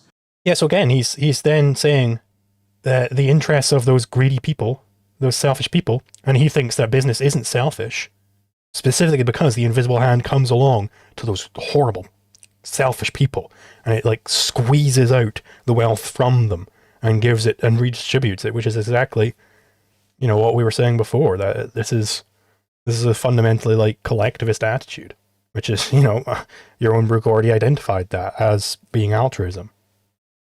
Mm-hmm. The distinction is simple. People may have selfish motives for offering others products And this, again, this was a debate where I can't remember the specifics, but Dave Smith was, in his response to me was saying like, and he just destroyed everything about the objectivist worldview, that selfishness. Like, I'm not really seeing that here. Maybe he fucking goes off in like his, in the cross-examination or something, but I'm not seeing it thus far in his opening statement. He's hiding his true power level to make it even more devastating during the cross-examination. Yeah, he's hustling him. Handle your candle 1 for 200 rupees. Thank you very much. I think the agorists are correct in strategy for the most part. Black market activism. I view it as the strike in Atlas. I don't agree with their points against voting and engaging in politics, though. I mean, yeah, sure, if you wanna go off the grid and just sell cucumbers or whatever, it's fine. But it's definitely not fundamental. Yeah, and again, I've heard people argue that, well, if you're doing agorism without having the proper philosophy put in place, then what you're really doing is inviting further state action. And you see this all the time. Like, even literally today, I was walking down the street and the cops were fucking raiding a vape shop near my house. Like, that sort of thing, these black market activities, the state finds any excuse as it currently stands to take advantage of or shut them down because they're not getting their cut. So, you run a great deal of risk in trying to operate in black markets without having done any of the philosophical work. Yeah. They may want to buy, but the activity is not selfish in itself. And plenty of people are in business for idealistic motives. Think of Steve Jobs, who, by the way, spoke about money only as a means of investment in the products he wanted to sell, or of John Mackey, or of... Yeah, so does selfishness just mean the more money, the more selfish? Like, yeah, his big project, Steve Jobs' big project, what he wanted out of life was to make, like, the perfect technology. That was his end goal. but he's still being selfish there. Selfishness doesn't mean, try and reap the maximum amount of money, try and squeeze as much money out of the project as possible. It means bring the project to fruition. Yeah, Yaron does pick up on this equivocation between selfishness and the acquisition of money when he responds. So, but yeah, no, it's a completely like he's just kind of pulled it out of his ass almost. Like no one had even mentioned like money. Oh, actually, well, to be fair, Yaron did mention it when he talks about how much wealth Bill Gates had, but no one had mentioned the actual acquisition of money in and of itself as being virtuous. Mhm. So, he kind of brought it up. It was kind of that was more of a sleight of hand than anything Yaron or Ayn Rand have done so far in this debate. Yeah. And then we got 2 super chats here. One from Casimir for $3.37 US. Thank you very much. Gene is selfish for not hosting blood sports. There you go. We did discuss our issues with the Oxford style at the beginning of the stream, and yeah, I think there are definitely improvements to be made there. And then Cosmo for $2 US. Want a friend, fanboy on Discord at Cosmo Critter. I mean, I don't think there would be much to get out of that because I already don't respond to DMs enough. So, I mean, yeah, you can email me if you want to get to me, I suppose. I was going to say something. Yeah, Casimir donated a very specific sum of money. Did you just get like the last $3.37 out of his bank account or something? Yeah, I'm not entirely sure. Maybe like some sort of currency conversion thing or something. I don't know. Yeah, maybe that might be what's going on. Howard Rourke of Rand's novel The Fountainhead, who consciously devoted themselves to offering products that enhance the world. Now, oddly enough, Yaron... Wait, what did you say about Howard Rourke there? Let me just... And again, the fucking keybinds don't goddamn work. Plenty of people are in business for idealistic motives. Think of Steve Jobs, who, by the way, spoke about money only as a means of investment in the products he wanted to sell. Or of John Mackey, or of Howard Rourke of Rand's novel The Fountainhead, who consciously devoted themselves to offering products that enhance the world. Yeah, so shouldn't that like kind of scream something in his brain? That like, okay, well, if Howard Rourke is being upheld as like an ideal of selfishness, of integrity, as an Ayn Rand hero, shouldn't that like signal to him that perhaps just squeezing the maximum amount of money out of it, which is, by the way, what Gail Wyman did, squeezing the maximum amount of money out of it isn't actually the objectivist conception of selfishness. And these are idealistic motives he's saying, and he's presumably saying this as against selfish ones. So Howard Rourke apparently isn't selfish, but like, yeah, he was. He wasn't building buildings so that the world could get the maximum benefit. That is utterly not. Completely the opposite of what Howard Rourke was doing. He was building so that he could get the maximum benefit. He just loved seeing those buildings come to fruition. And in fact, there's even a part in The Fountainhead where Howard Rourke realizes during the construction that there is an improvement he could make to his design, that he designed one part incorrectly. And he said, look, I've got to redesign this part. And the guy like didn't want to pay him any more money. And Rourke was like, no, I'll pay for it. I'll pay out of my own pocket to change this part of the house because a house needs to have integrity. That was how important integrity was to Howard Rourke, and he was just concretizing it in his architecture.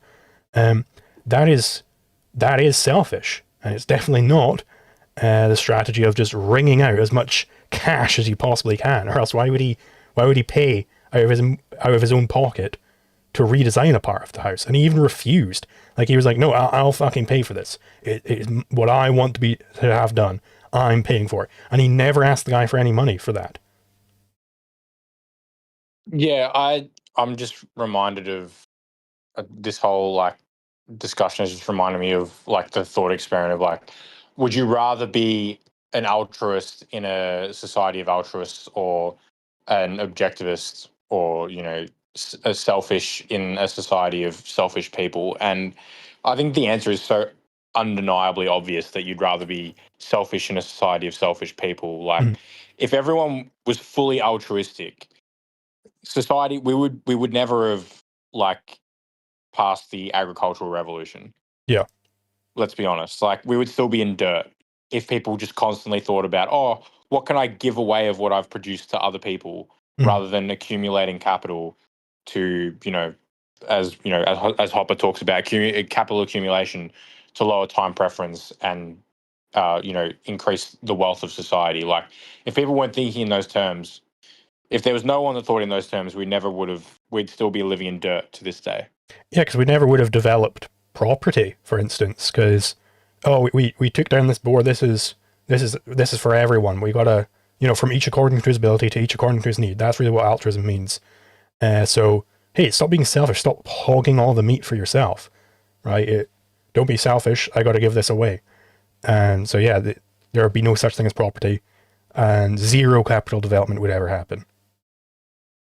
Just think about, like, the maximally altruist person, like, tilling a field and just thinking, oh, I better not, when I'm, putting these away, I better make sure there's an equal allotment for everyone else, like, nearby, like, rather than just trying to accumulate as much as possible and then selling it to his neighbors.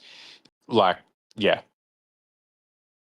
Now, oddly enough, Yaron's tough-mindedness yields to naivete when he says, well, honesty is the best policy for all of us. Unfortunately, even in a market economy, the world does not work that way. Yaron may decide that dishonest people and selfish people in this world are personally unhappy, but I wonder, economists Thomas Piketty and Paul Krugman have been made millionaires by the market for services that are without merit and have in fact done great. But were they made that wealthy by the market or by interventions into the market? Right? Like, why are we assuming they were doing, like, economics departments, professors, no state involvement there in education? I can't think of any state involvement. Yeah. And the guys that, like, sell books and stuff, they're definitely not, protected by copyright or anything like that, Harm. You can bet that if these two con men or countless others like them ever do pay the piper, it won't be until the afterlife. What do Harvey Weinstein, Jack Warner, Harry Cohn, Alfred Hitchcock, and Louis B. Mayer have in common? Well, they're all Hollywood producers who were sexual predators against women. No, what they don't have in common. The thing about Weinstein is I'm not so sure that he is a sexual predator. Like, I can't remember any of the specifics, but didn't he just, like, say, hey, I'll give you this role if you look at my deformed penis or whatever. It's like, okay, well then I thought sex work was real work, I think there might have been some actual grape involved in some of those cases.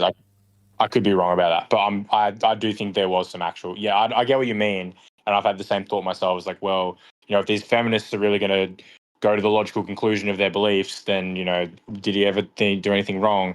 But no, I do think there was some actual, like, coercion and stuff going on for sure. But I mean, to your point, but to what Gene was saying, like, I don't really. Harvey, who was he talking about before? He was talking about Harvey Weinstein. He was talking about Paul Krugman and Piketty. Yeah, like, I personally think a lot of these people.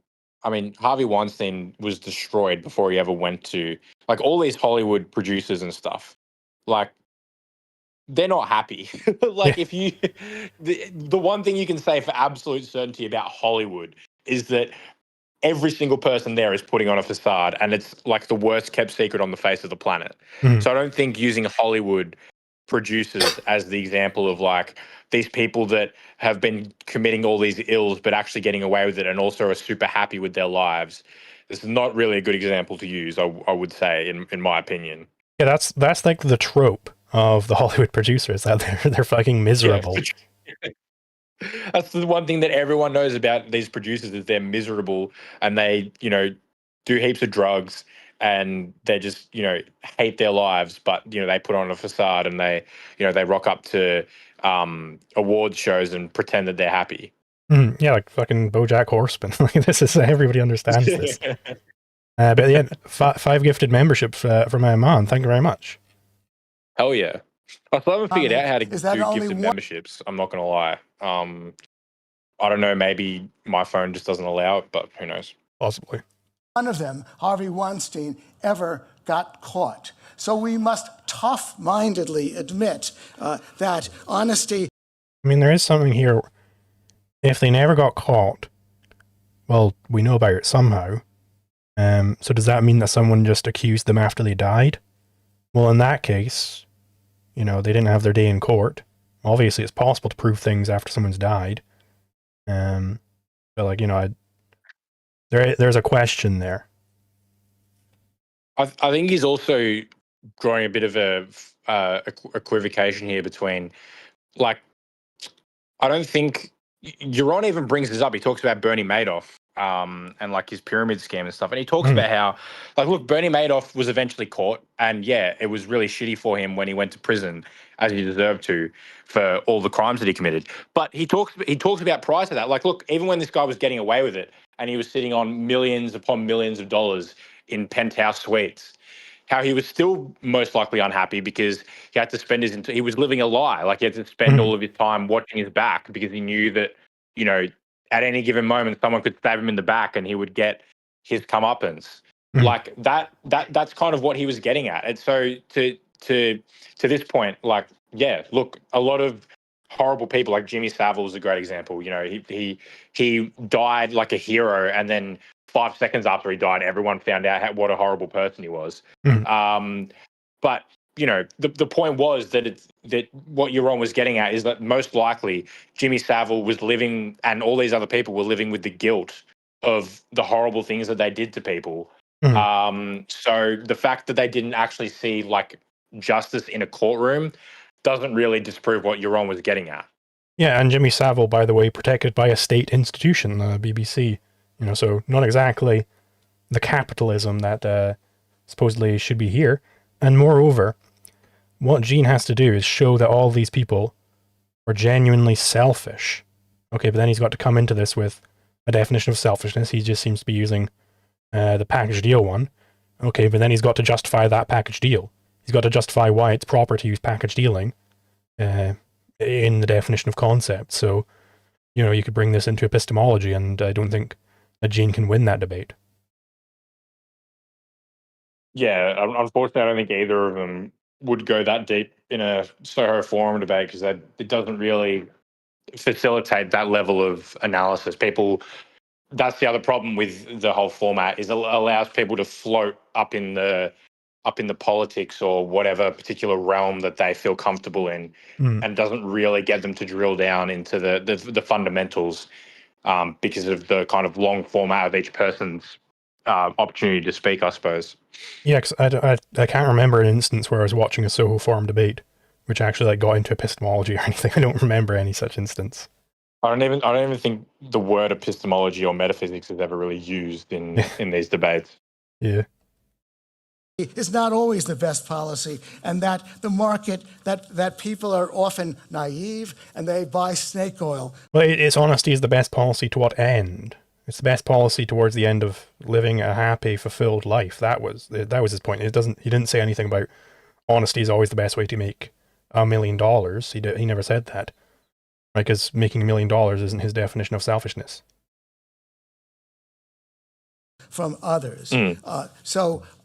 We cannot endorse the idea that selfishness leads always to honesty. Selfishness can sometimes pay off. And to those who think government is the answer to regulating the potentially destructive effects of greed and selfishness, we cite the public choice theory of Nobel Prize winner James Buchanan.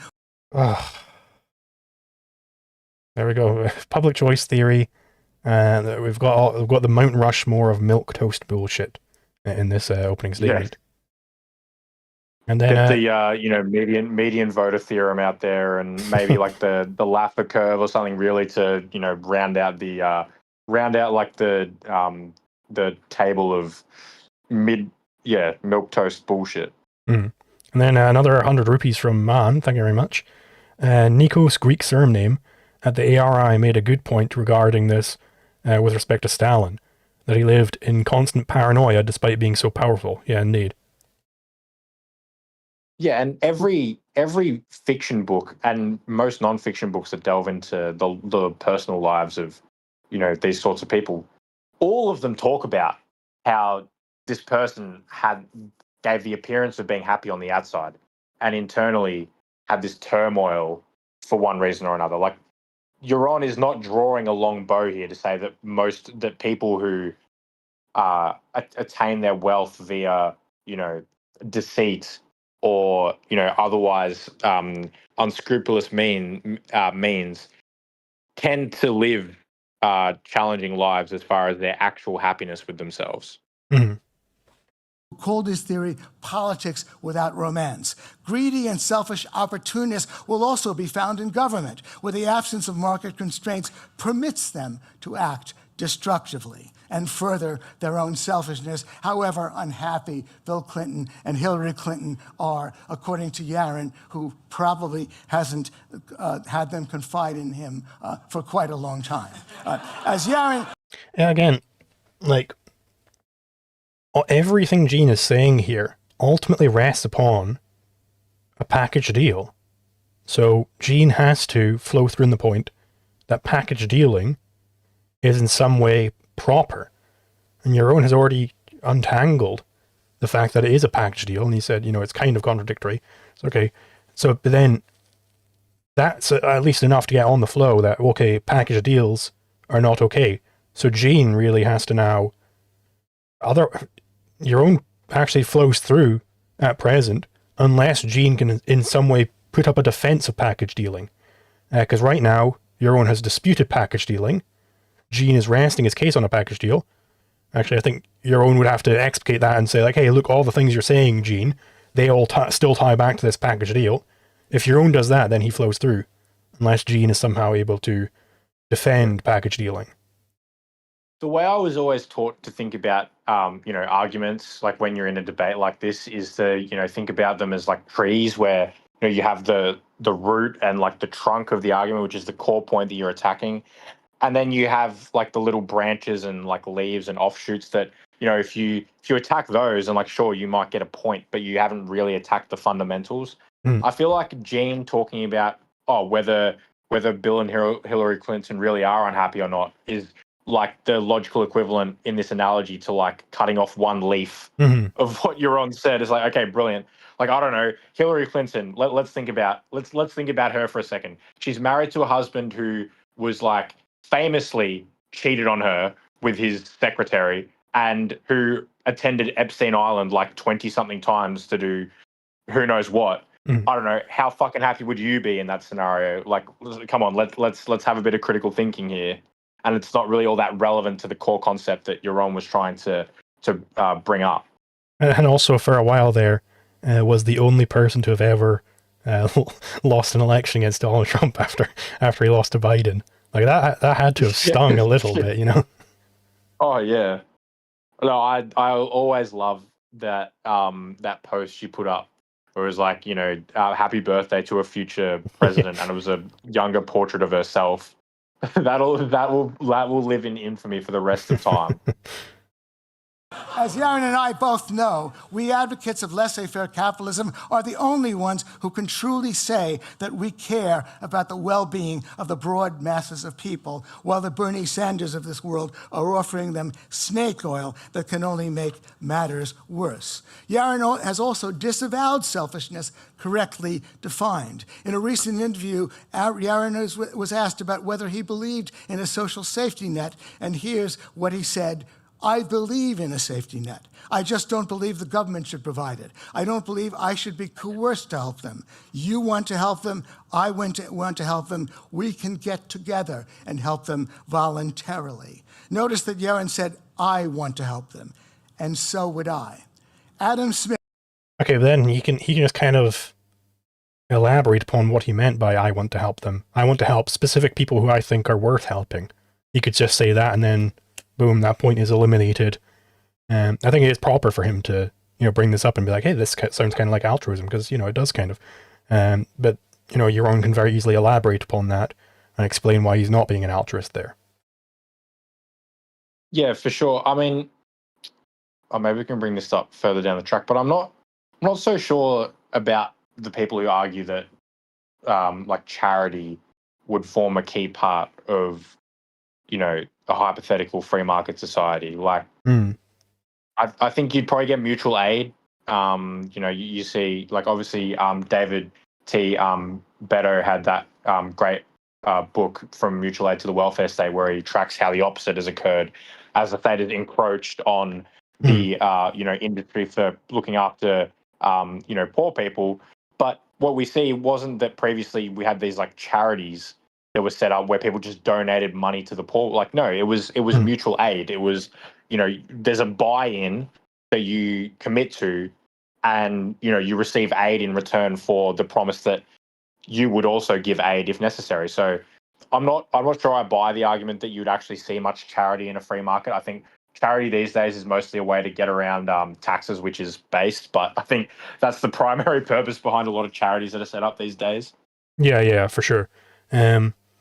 Actually, what the hell? Yeah, no. On David T. Beto, he actually contacted me and said that he enjoyed my Dave Smith video. So there you go. The funniest, actually, I don't follow him, but one of his tweets popped up hilariously. So the LP Mises Caucus X page has blocked him, but then they were also like citing his book as like hey guys, read this book also by this author that we blocked on X for critiquing us. So I thought that was quite funny. That's good. Smith could have had us in mind when he wrote in 1759, "How selfish soever man may be supposed, there are evidently some principles in his nature which interest him in the fortune of others. Of this kind is pity or compassion, the emotion which we feel for the misery of others. Compassion is a virtue. Self-actualization is a virtue. But selfishness is not a virtue. You must vote no on the resolution.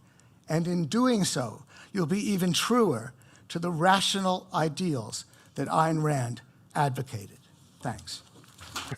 I like the implication that to be more objectivist than Ayn Rand, you have to drop the selfishness stuff, and that's how you be more objectivist than Ayn Rand. That's an interesting one. I haven't heard that one before.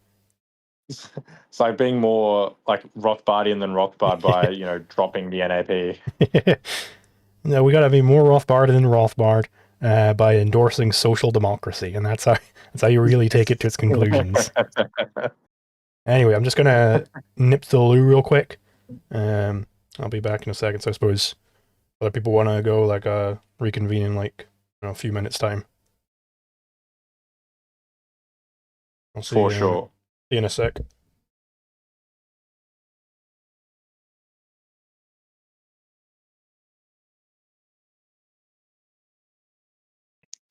Gonna make Zulu regret handing unadulterated access to the microphone to me.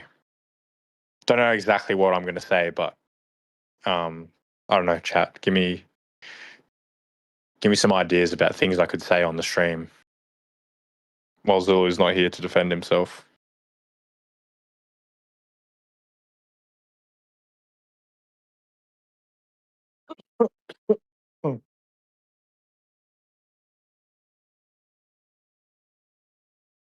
Say a movie quote. Which movie quote? Tell us Dave Smith's best. I'm not saying the N word, bro. Tell us Dave Smith's best joke. The one where he says, "Can you stop being such an effing F word?" The other F word. I don't want to say it on stream. That was the delivery behind that joke was actually quite good. I'm not gonna lie. The drop bears. Drop bears are fucking dangerous. You got to look out for the drop bears. They will come and get you if you're not careful. I'd had to dodge them like three or four of them on the way to work this morning. If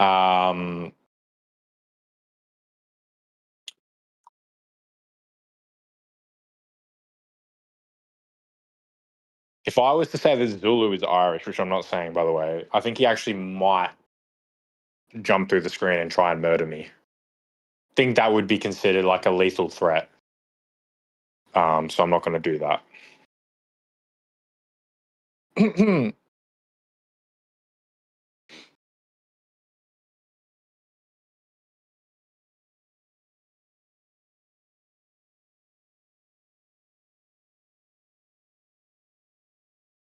The capitalism.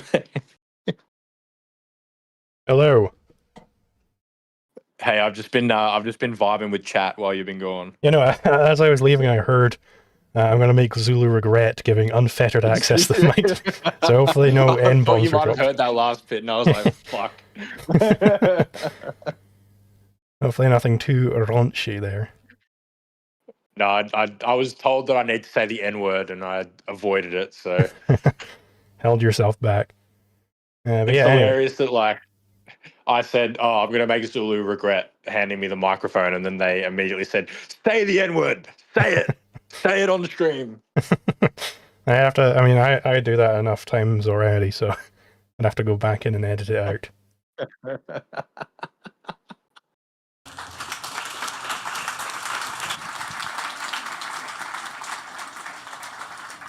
Thank you, Gene. Yaron, you now have 5 minutes of rebuttal, and we trust you will pull no punches.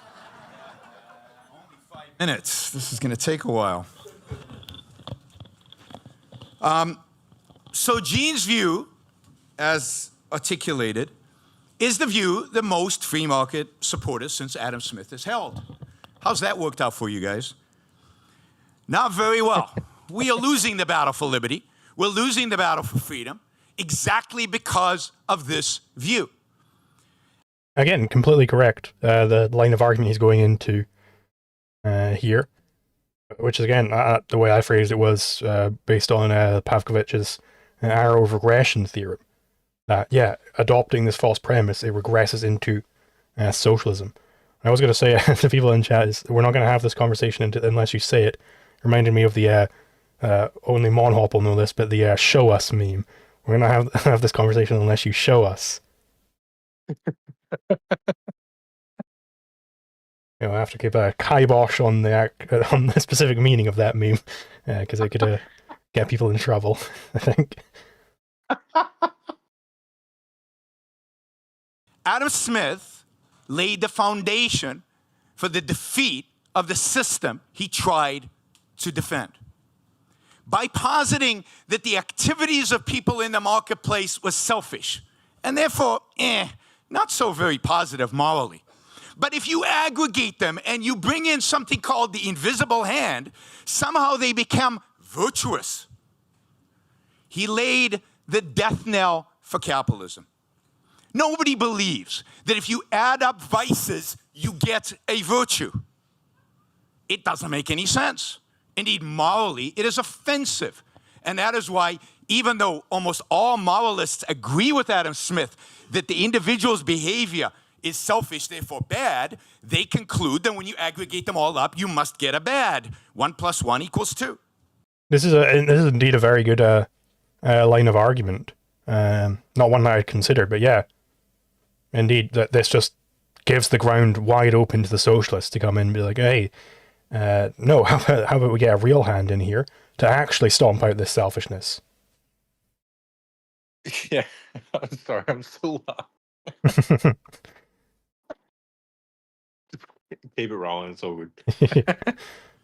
By inventing an invisible hand that is not explained, morally, I'm not talking about economically. Economically, we understand how it works. Adam Smith laid the foundation for the defeat of capitalism, and unfortunately, one of the great tragedies of the 20th century is that free market economists continue with that deceit. No, the action of the baker in trying to take care of himself and his family. Yeah, is quick the one. essence of I know virtue. he's going to get into a good point here. So just real quick, and you might want to go back because he kind of gets on a roll there. But yeah, like he's 100% all right. Like, look, man, we won the economics debate 150 years ago. All right, fucking Karl Menger and Bombay and especially fucking Mises, they won that shit. Like, economics has been over for us in our favor for at least 100 years, if not longer. And yet the 20th century was the bloodiest in human history. Why? Because economics is not fundamental, philosophy is.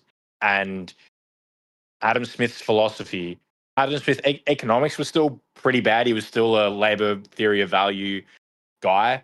But, he was relative to Marx, he was pointing in the direction of free markets. But his philosophy was so bad that you could dismiss the economics. It didn't matter. It's so much further up in the levels of analysis that you can do that, just saying, oh, well, the invisible hand is better than the non-invisible hand.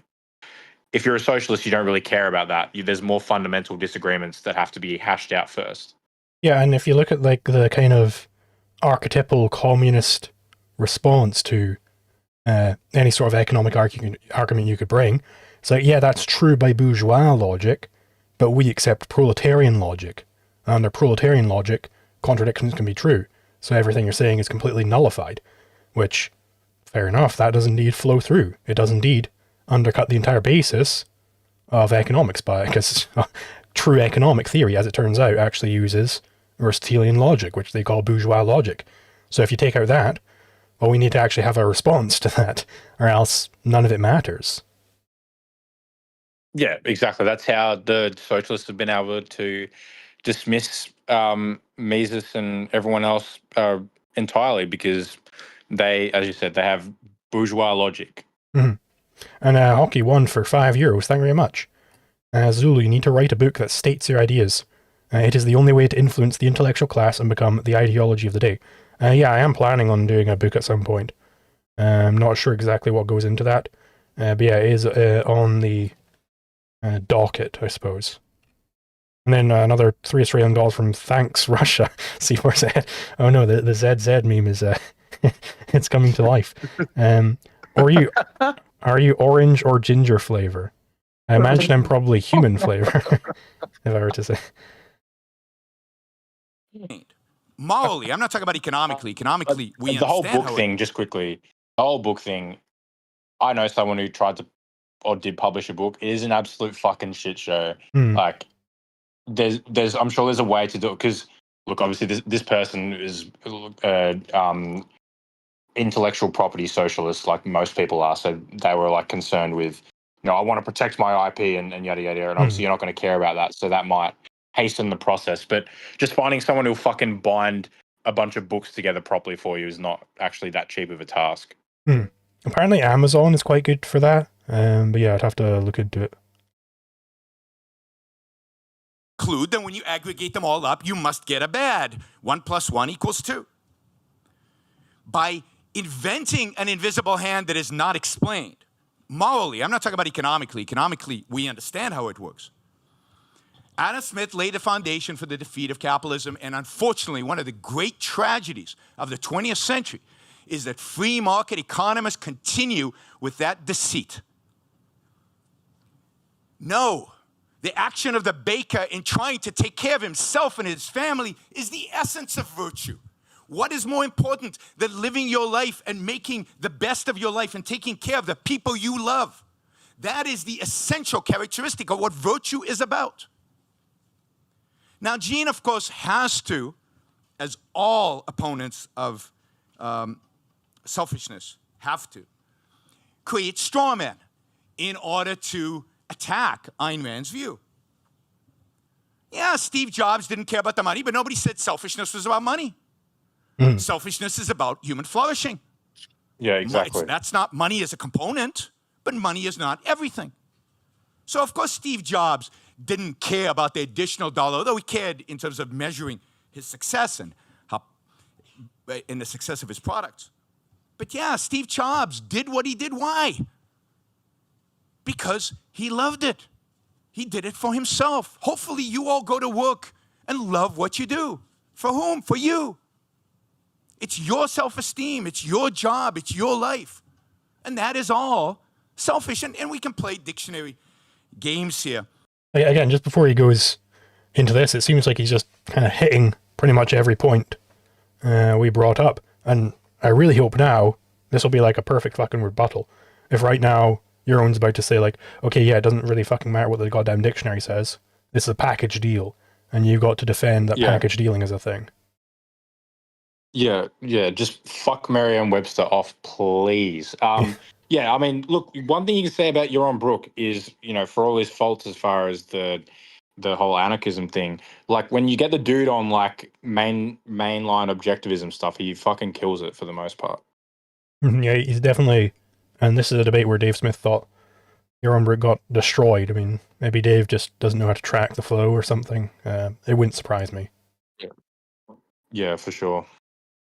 But the fact is that the people who wrote the dictionaries don't want us to believe in selfishness. The people who write the dictionaries want us to believe it's a vice because they want us to hold a self-sacrificial, altruistic morality because they want altruism is the great mechanism by which to control us all, by which to inflict guilt on us all. So think about why we regulate business. Yeah, so he didn't necessarily hit the epistemic point. I wish he did. But he is still saying like, okay, well, this is actually a motivated definition. They're trying to smear sort of the selfish attitude. They're trying to smear people, and that's why it's incorrect. So now Gene would have to you'd have to refute that. He would have to refute that, in fact, you'd have to uphold altruism. Right? He would have to show why altruism is good, which he hasn't really done so far. Yeah, it doesn't get to the core, like you said, but it's still a reasonable point to make, to your point. We regulate business because we have this confusion about selfishness. They're obviously selfish. Steve Jobs was obviously selfish. But selfish people are people who lie, steal, and cheat, and they're SOBs generally. So Steve Jobs must also be, in spite of his turtleneck shirts and being cool, also be a lying, stealing SOB. So we better get that government on his shoulder to watch and monitor. We redistribute wealth because you businessmen are too selfish to consider the fate of other people. I think selfish people have a huge interest in the fate of other people. It's not their top priority. Charity's not a top priority, but charity is part of life, particularly in a free market where they're not taking 55% of our money. Yeah, I think charity is a part of life. That's not a great point.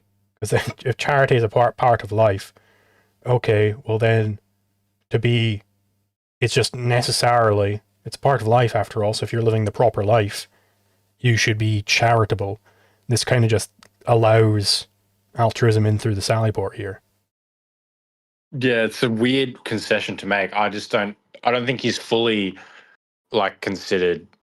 First of all, and this is a point that I make in general, people just lack the ability to comprehend how much richer a free market society would be. Mm-hmm. It is impossible for us to fully compute.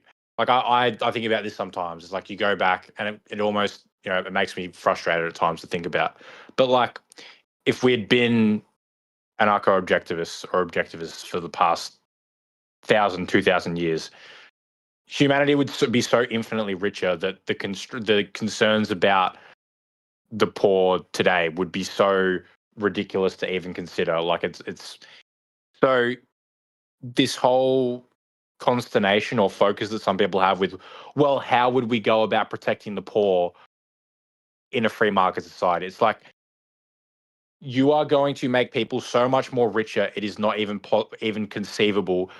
People are going to be so instantaneously no longer poor by the standards of today. It's not even worth thinking about, to be honest, in my opinion. How are we going to protect the poor? I don't know. In 5 years, they're going to be richer than they could have ever possibly imagined because of how much more productive society is going to be. Yeah, and let's just take one particular concrete here. Imagine you're some person in sub-Saharan Africa, and you see all these adverts on TV where you got to walk 10 miles a day to collect some dirty water. I don't know exactly why they don't just live next to where the water is. Well. But, they got to walk 10 miles to the nearest well, and then they've got to boil that water to make sure there aren't any bad stuff in there. Whereas I could just go into any bar or restaurant or whatever and just say, hey, can I just get some, I've done this. If I'm walking through town, it's I'm kind of thirsty. I just walk into a bar and it's hey, can I just get tap water? I'm sure, yeah, there you go. And I don't have to pay for it. They'll even put fucking ice in there for me, because my society is just so much richer than these people who have to walk 10 miles a day to get to a well. And like, you know, imagine that times by 1 billion. Like, you know, just walking into like a bar, it's like, hey, can I get a filet mignon? And they're like, yeah, sure, go ahead. It's like, we don't need this.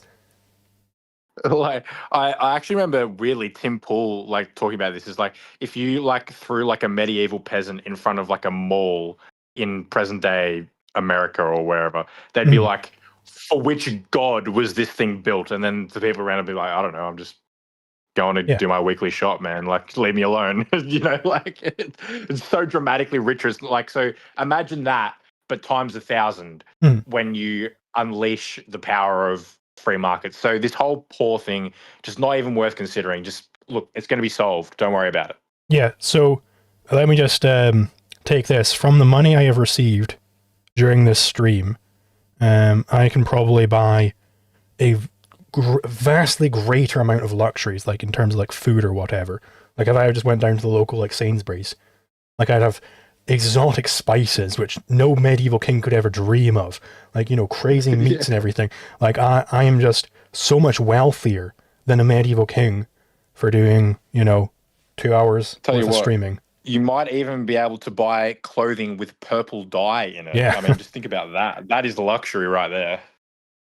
So yeah, people need to understand that wealth really is tied to capital accumulation, and if you accumulate enough capital, like, it is just relative to us, you might as well be a fucking god. There's no contradiction between some charity and selfishness. So you have to create a straw man in order to knock it down. Steve Jobs, businessmen generally, of course they're greedy. They're trying to make more money. What's wrong with that? There's nothing wrong with that. Yeah, it's weird that he said that, though, because he kind of said before, it's not about money. So, I mean, I get what it is kind of two separate points. It was just weird that he decided to say that, in my opinion, anyway. Yeah, I do want him to go into, like, what makes Howard Rourke selfish, because surely he could fucking rattle off about Howard Rourke. And he's probably read The Fountainhead like 10 times by now. Like, you know, he should be able to rattle off what makes Howard Rourke selfish. Why is that selfishness? Why is selfishness so intimately tied to integrity? Right? That's what he should do. And be like, hey, and look, it doesn't have anything to do with making the most money. But if we have a negative perception of greed and selfishness, we're obviously going to want to regulate and control. So the battle, in my view, for free markets, the battle, in my view, for liberty and freedom is not an economic battle. We won that 50, 60, 70 years ago. Maybe we even won it with Adam Smith. The battle is to eradicate the old Christian, Judeo-Christian, however you want to call it, morality of altruism, morality of living for the sake of others, and replace it with a morality of the virtue of selfishness. Thank you. I'd say he wrapped it up quite nicely did there. Yaron just say eradicate the Jews? Yeah, no, I think overall, fine enough cross-examination. I'll be interested to see how Gene responds to his opening, because, you know, at this point in the flow, Gene's got a kind of... Unfortunately, Yaron hasn't hit on the epistemic point yet, because then Gene would be in a really tough spot where he'd have to justify package dealing. That would be the death knell for Gene in terms of this debate. Oh, yeah, for sure.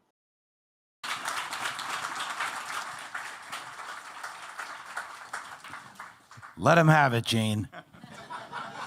Gets the last word always. Well, Karl Popper. Oh, okay. Karl Popper, the philosopher, once said, no rational argument will have a rational effect on a man who does not want to adopt a rational attitude.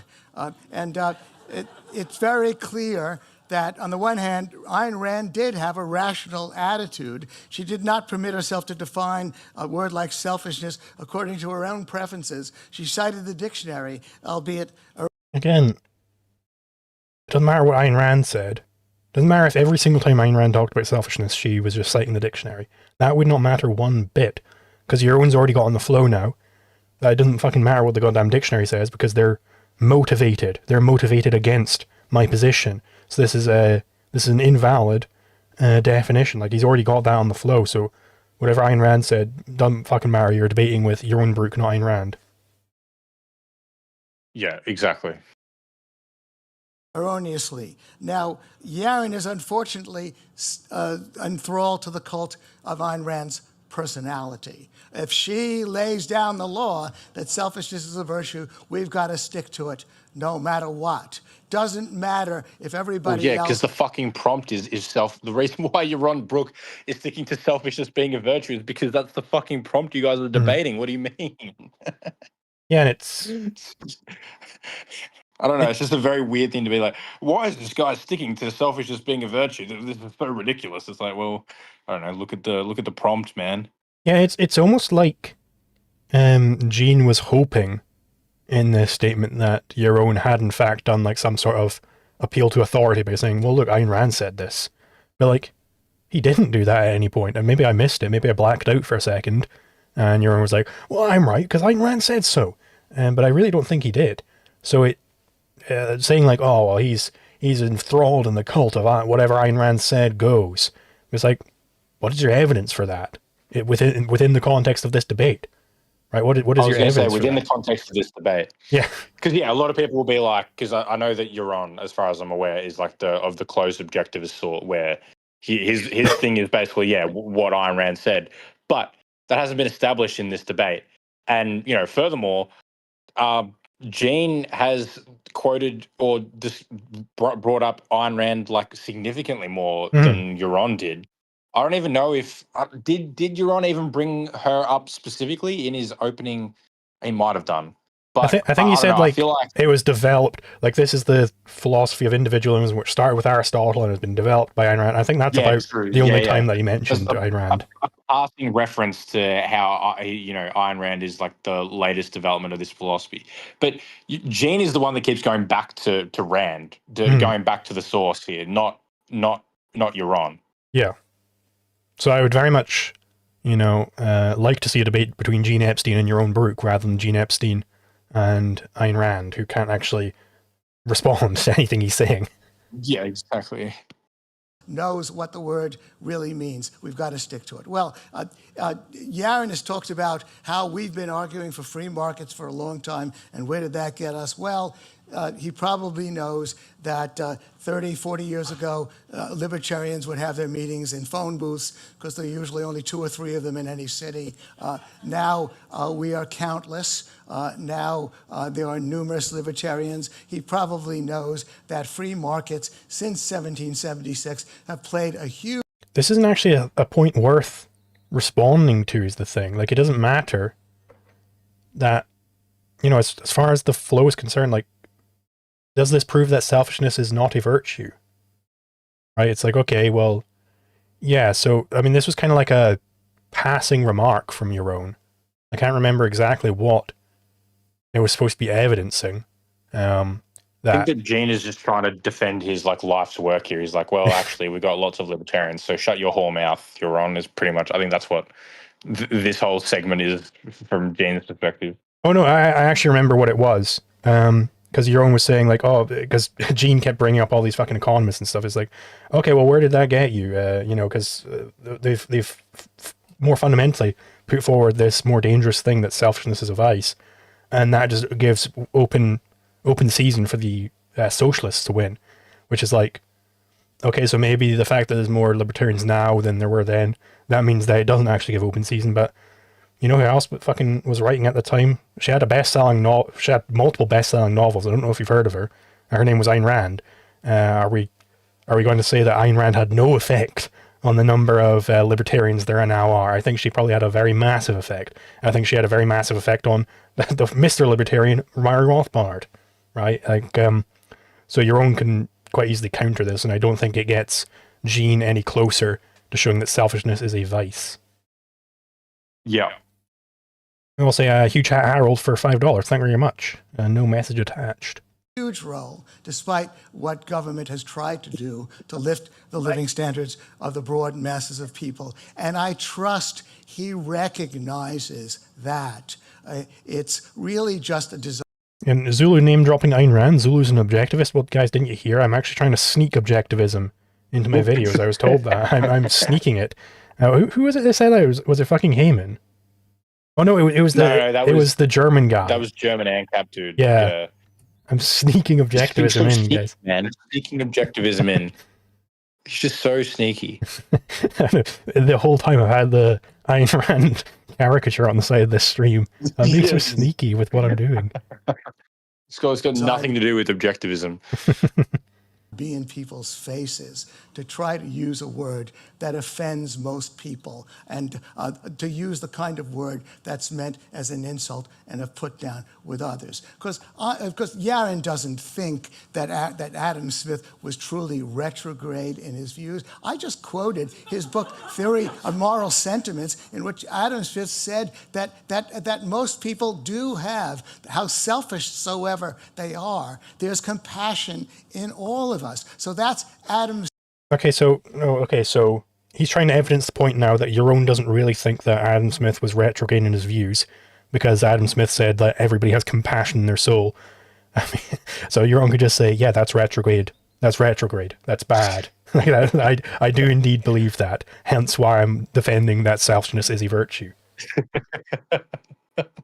He does. I think Yaron does take the compassion thing in a slightly weird direction when he comes back. So, more foreshadowing. But yeah. Smith talking. His concept of the invisible hand is an extremely valuable one, precisely because we must tough-mindedly recognize that there are selfish people in this world, totally self-interested, self-loving types, but if they want greedy people. Self-loving types. Interesting thing to have there. You're talking about these selfish people, self-loving. Okay, that's an interesting connotation you drew there. I wonder if, perhaps, Yaron might be right about the definition. I mean, I have a very particular connotation when the word self-loving comes up. So. And if they want to survive, then they have to provide us with products we want to buy. It's the selfish and the greedy prey on us, precisely via, by the way, the Bill Clintons and the Hillarys and the rest of them, via government. So all of that is straightforward. Ayn Rand could have echoed Milton Friedman. That's only one half of the package. You got to defend the package. Really, fucking Yaron should be coming in and forcing him to defend the package. I just wish that I think we clicked on the wrong video, because this seems to be a debate between Ayn Rand and Adam Smith and Milton Friedman at the same time. I mean, Ayn Rand's going 2 against 1 here. I mean, it's not really fair on the objectivists, but I mean, fucking hell, can we stop quoting fucking Milton Friedman and Adam Smith? Like, Jesus Christ. Yeah, it doesn't really, I don't think this is a good debate tactic. I don't think it makes for a good debate. It's just like, it's like virtue signaling your knowledge of like all the libertarian scholars, like if you can call Milton Friedman a libertarian, like all like it's just like, Milton Friedman once said this and Thomas Sowell once said this. It's like, okay, no one cares. Yeah. Let's be honest. Like, I think the only, there is a valid sense of using quotes in your opening statement, but I think it's very, and only really in your opening statement. Foreshadowing. Yeah. I think it's only really valid in a very narrow sense. Like, for instance, I'll leak, I do quote Dave Smith in my opening statement for our upcoming debate, where I'm like, hey, and on what it means to be a libertarian, I quote Dave Smith, and I give Dave Smith's definition of libertarianism. So then I use that to show that, in fact, I'm right on one part of that resolution. But I suppose you can all see that in its full glory on Thursday.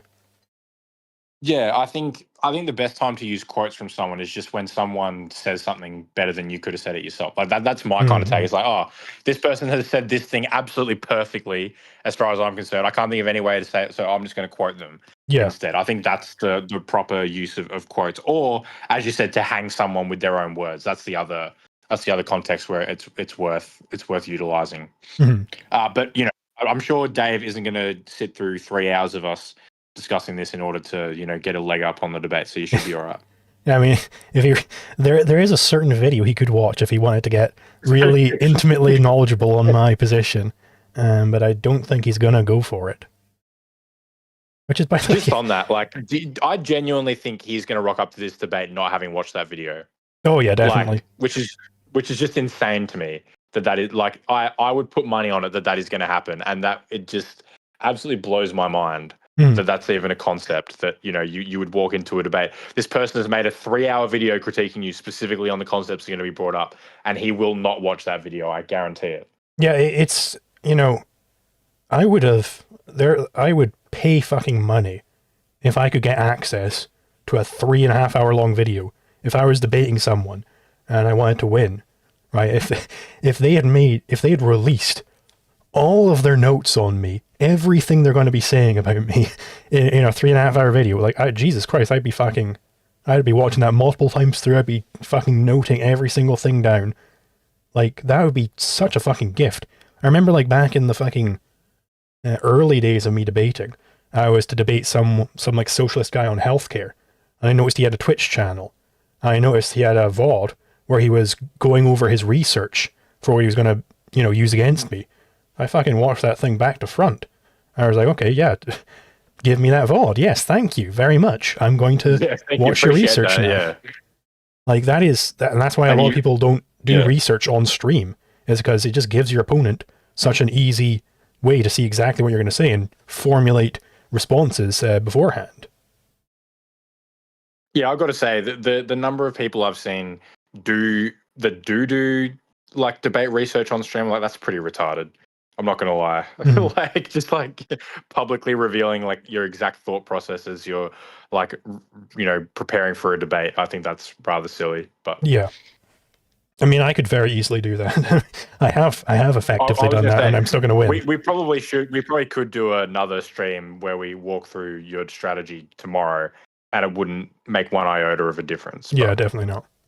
Years before and putting down Kennedy's views. He was coming out for freedom, of self-actualization. Ayn Rand could have stood up for any number of things. I cut her a lot of slack. She was a refugee from the Soviet Union. She experienced the horrors of Bolshevism. She wanted to be in our face about these matters. I deeply respect her, but there's no reason for Yaron, who carries her torch, to continue. Again, Yaron Brook didn't cite Ayn Rand. Like, he's barely fucking mentioned her.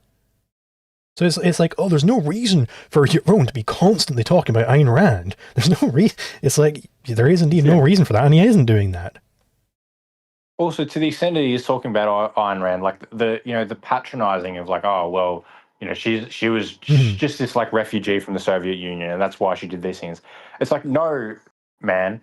The reason that, like, I'm not denying the fact that her experiences of being in the Soviet Union affected how she felt about these things, but it was to the extent to where it made her realize how important it was to be absolutely unapologetic and radical on this message.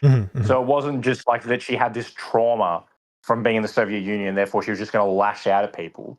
Like, no, it was just she had seen the ills of altruism and of communism, and she realized that she needed to be a foot soldier to the strongest possible extent against those views. Yeah. And that's why she adopted a radical stance.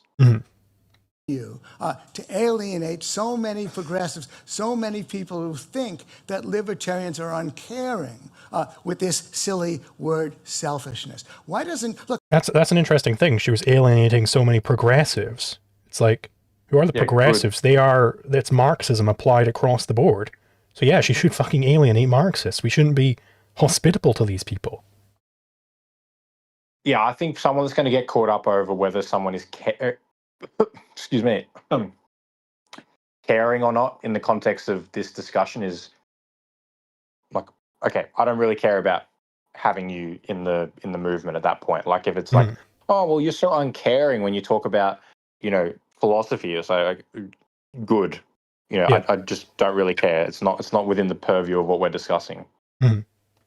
Look, I have a quote from Mike from that Fucking movie Christ. with Michael Douglas playing Gordon Gekko. Greed is good. He writes, greed is good. You know, greed for knowledge, greed for bettering yourselves. Greed brings evolution. It's all very nice and persuasive. And I no doubt if Ayn Rand had written greed is a virtue, and then she said, all greed really means is wanting a little bit more. It doesn't mean, of course, wanting more to excess. It's not an ugly passion.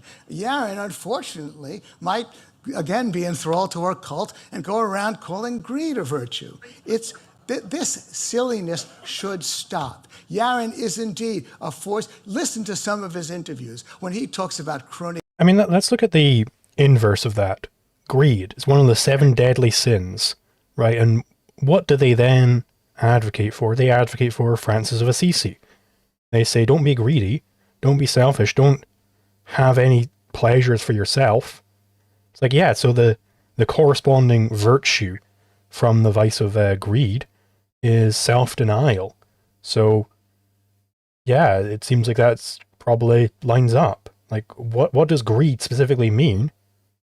Again, they're packaging in that you're doing it to excess. So, okay, but what does it mean to do it to excess? Right? What is the standard of excess? Yeah, absolutely. And I have a problem with spending a lot of time, you know, citing the amount of fucking Hollywood movies that have been written about how bad it is to be ambitious. Like, that topic has been fucking done to death. Like, again, like I watched the Wall Street. It's a good movie. Like Charlie Sheen and Michael Douglas are good actors, but like the message again being, oh, it's bad to be ambitious. Gee whiz, like that topic hasn't been done a million times by fucking Hollywood. Again, no one that's their whole thing is fighting against, you know, is being a propaganda arm of, I would argue, a propaganda arm of the state in order to promote the idea that you shouldn't live for yourself. And indeed, this kind of reinforces Yaron's point that, like, well, the dictionaries are only written in that way because they've got this motivation. They want to promulgate the altruist philosophy. And it's like, okay, and then he's citing literal fucking propaganda films. Okay, great. You're kind of reinforcing that point that these definitions come about out of propaganda. Could you find, like, I'd like to think of like what movie out there that's been done by Hollywood is like super pro ambition. Like ambition is treated as like a true virtue in a similar, like, I mean, I guess the fucking book versions of fucking Atlas Shrugged, the movie version of Atlas Shrugged, which was apparently pretty terrible. Yeah, don't watch it. They completely butcher the whole thing. Let me think.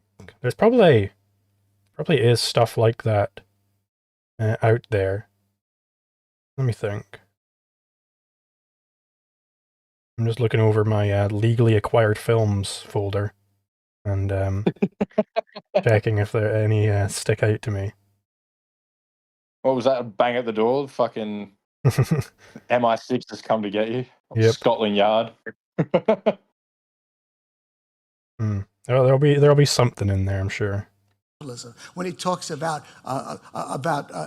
charity, about the safety net, all of those things are extremely valuable. He is an asset to our movement, and so are the vast majority of people who subscribe to objectivism and to Ayn Rand's view. I'm only asking them to quit the madness, quit talking in terms of these silly words that everybody knows are offensive, and quit trying to claim that they're good. You don't need that vocabulary. It's so offensive. Stop saying it. It's so offensive. I mean, like, it just sounds really like, what's the right word? I don't want to say pathetic. Pathetic's too harsh. Not pathetic, but just kind of, it's argument by intimidation.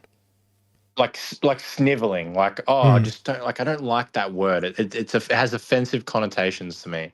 Like, so what? Yeah, I don't care. Defend free markets and freedom. Thank you. You notice Yaron's given up clapping.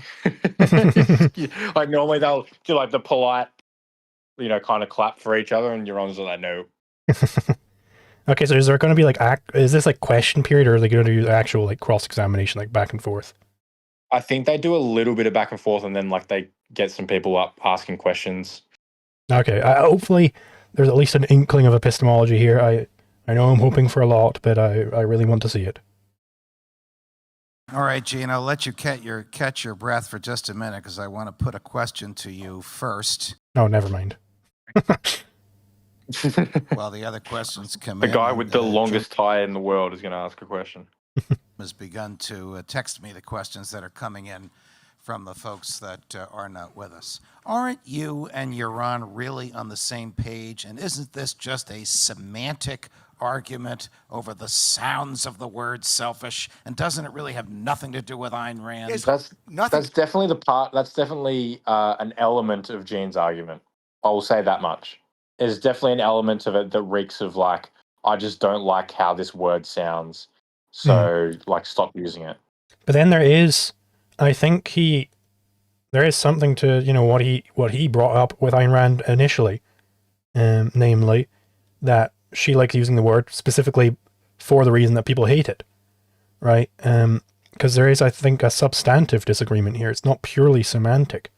I think Gene really does have a substantive disagreement with people living for themselves, and you know, I think Yaron could have been a little bit harder on what exactly that substantive disagreement is.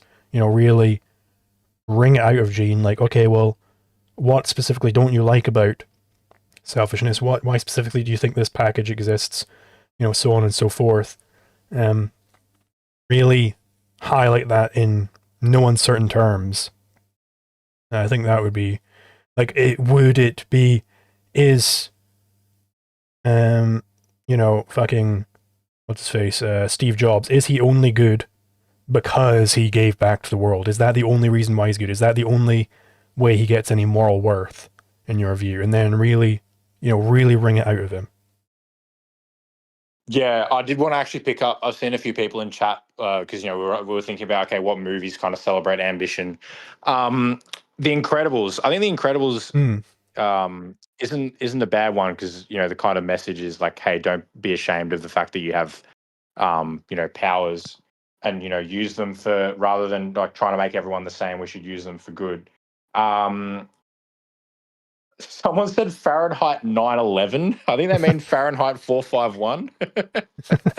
I could be wrong about that, but I've never heard of Fahrenheit 9/11. Yeah, it's talking about whether or not the steel beams could really have melted. Yeah.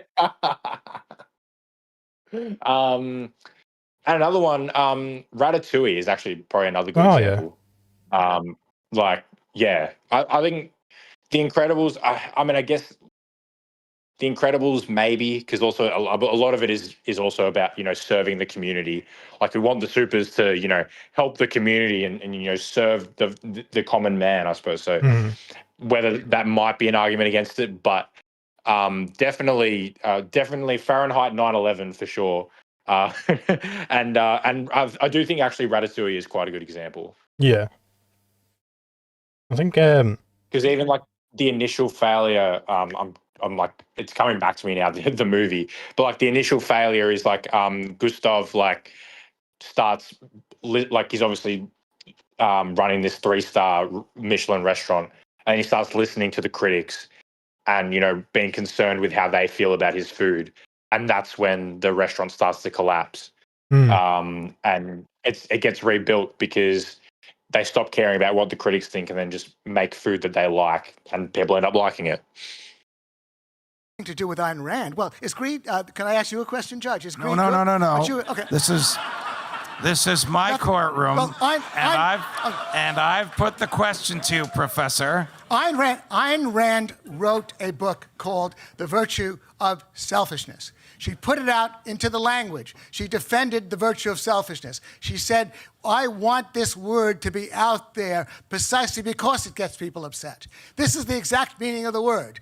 Ever since she wrote that book in 1964, a good many decades ago, we've been hearing this selfish mantra over and over again from Yaron. So it's not and others. So it's hardly something that has nothing to do with Ayn Rand. She put it out there, and she put it out there because she was a refugee from Bolshevism. Yeah, like, indeed, it does have something to do with Ayn Rand. But Yaron's argument wasn't rooted in just Ayn Rand said so. Yeah, exactly. I mean, as we've brought up before, like Jane is getting way more caught up in the specifics of Ayn Rand's specific, he's bringing up the fact that she grew up in the Soviet Union. She was a refugee. Like, okay, that's not got anything at all to do with the topic of this debate whatsoever. Well, I've thought of another one, Gladiator. That's kind of that's like a good one, actually. I'm sorry, I haven't watched that movie in ages. I'd need to rewatch it to properly evaluate it from that perspective. But yeah, it's pretty good. Like the guy, he was like a great general, and something or another. He didn't want to do a stupid thing. So then the emperor, I was going to say president, the president of the Roman Empire, exiled him or whatever, and killed his family, and so on and so forth. And then he built himself all the way back up, so he could eventually fight against the emperor and take him down. For sure. It actually reminds me, I started doing an objectivist analysis of Frankenstein, weirdly. And if you know anything about the Romantics, like Mary Shelley in that time, they were extremely altruistic and collectivist in their message. But you can actually weirdly draw out kind of an objectivist if you go full death of the author and just don't really care about what Shelley herself was trying to convey. You can actually get a decent kind of objectivist reading out of it where Frankenstein was trying to he had this ambition to create life, and then he managed to do it, and then the second that he did it, he immediately started evading and tried to pretend like it never existed. And that's the exact moment where everything goes awry for him, is when he refuses to acknowledge his creation and tries to avoid it. So that's only one part. There's certainly levels of analysis to it, but it's worth considering, I suppose. Yeah. And she hated the state that would accuse her of being selfish because she didn't serve the state. We don't bear her scars. We don't have to continue this foolish satire. Yaron, respond, please. Well, I think it's ridiculous to attribute everything you don't like about Ayn Rand to experiences in the Soviet Union. But, there's this tendency now to make everybody a product of their environment. Ayn Rand was a genius. She knew exactly what she was doing when she suggested the word selfish. She was trying to overturn a moral tradition. She was trying to question and challenge the long-standing, primarily Christian, but secular as well, tradition of self-sacrifice and altruism.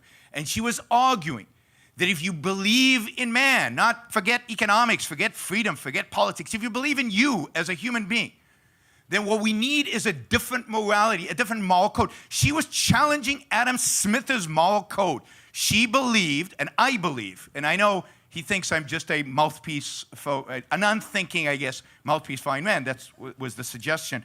No one could suggest that you are unthinking. Well, I think Gene did. Gene kind of was suggesting that. I think, for this response, I think it's a very good response. But that's just, was Gene not saying that? He was saying that he's just like an acolyte, he's just speaking through Ayn Rand, and that's why he was just spending the whole debate citing Ayn Rand and be like, Ayn Rand's so wrong, though. And Ayn Rand is the one who came up with all this, and Ayn Rand was so wrong. If Yaron isn't just an unthinking mouthpiece of Ayn Rand, then why isn't he debating Yaron Brook? Why is he debating Ayn Rand? Right. It's a necessary assumption of his debate strategy that he is basically talking to, to bring in the ideological possession point that's been brought up, within this circle, recently. He is acting as if Yaron is just ideologically possessed and he could be talking to anyone. And, Ayn Rand is just speaking through Yaron Brook at the moment, which, to be fair, there are a lot of Randians that kind of are like that. But you've got to attack the debate on its merits. And thus far, as we've repeatedly pointed out, Rand is barely rated a passing mention out of hand by Yaron. The only mentions have tended to be when he's been, required to respond to something Jean said about Rand or her arguments. That's only when he kind of delves into her specifically. Yeah. Called you a force of nature in the cause of freedom and free markets. But no. And I believe that. But to me, freedom and free markets are secondary.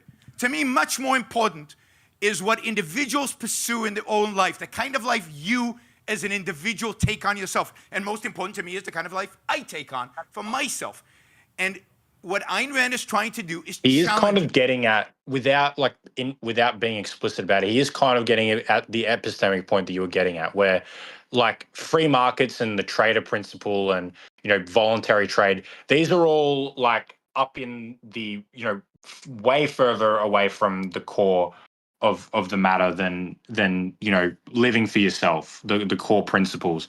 These are like deep, like far-reaching kind of principles that are derived, orders of magnitude away from the core of the matter.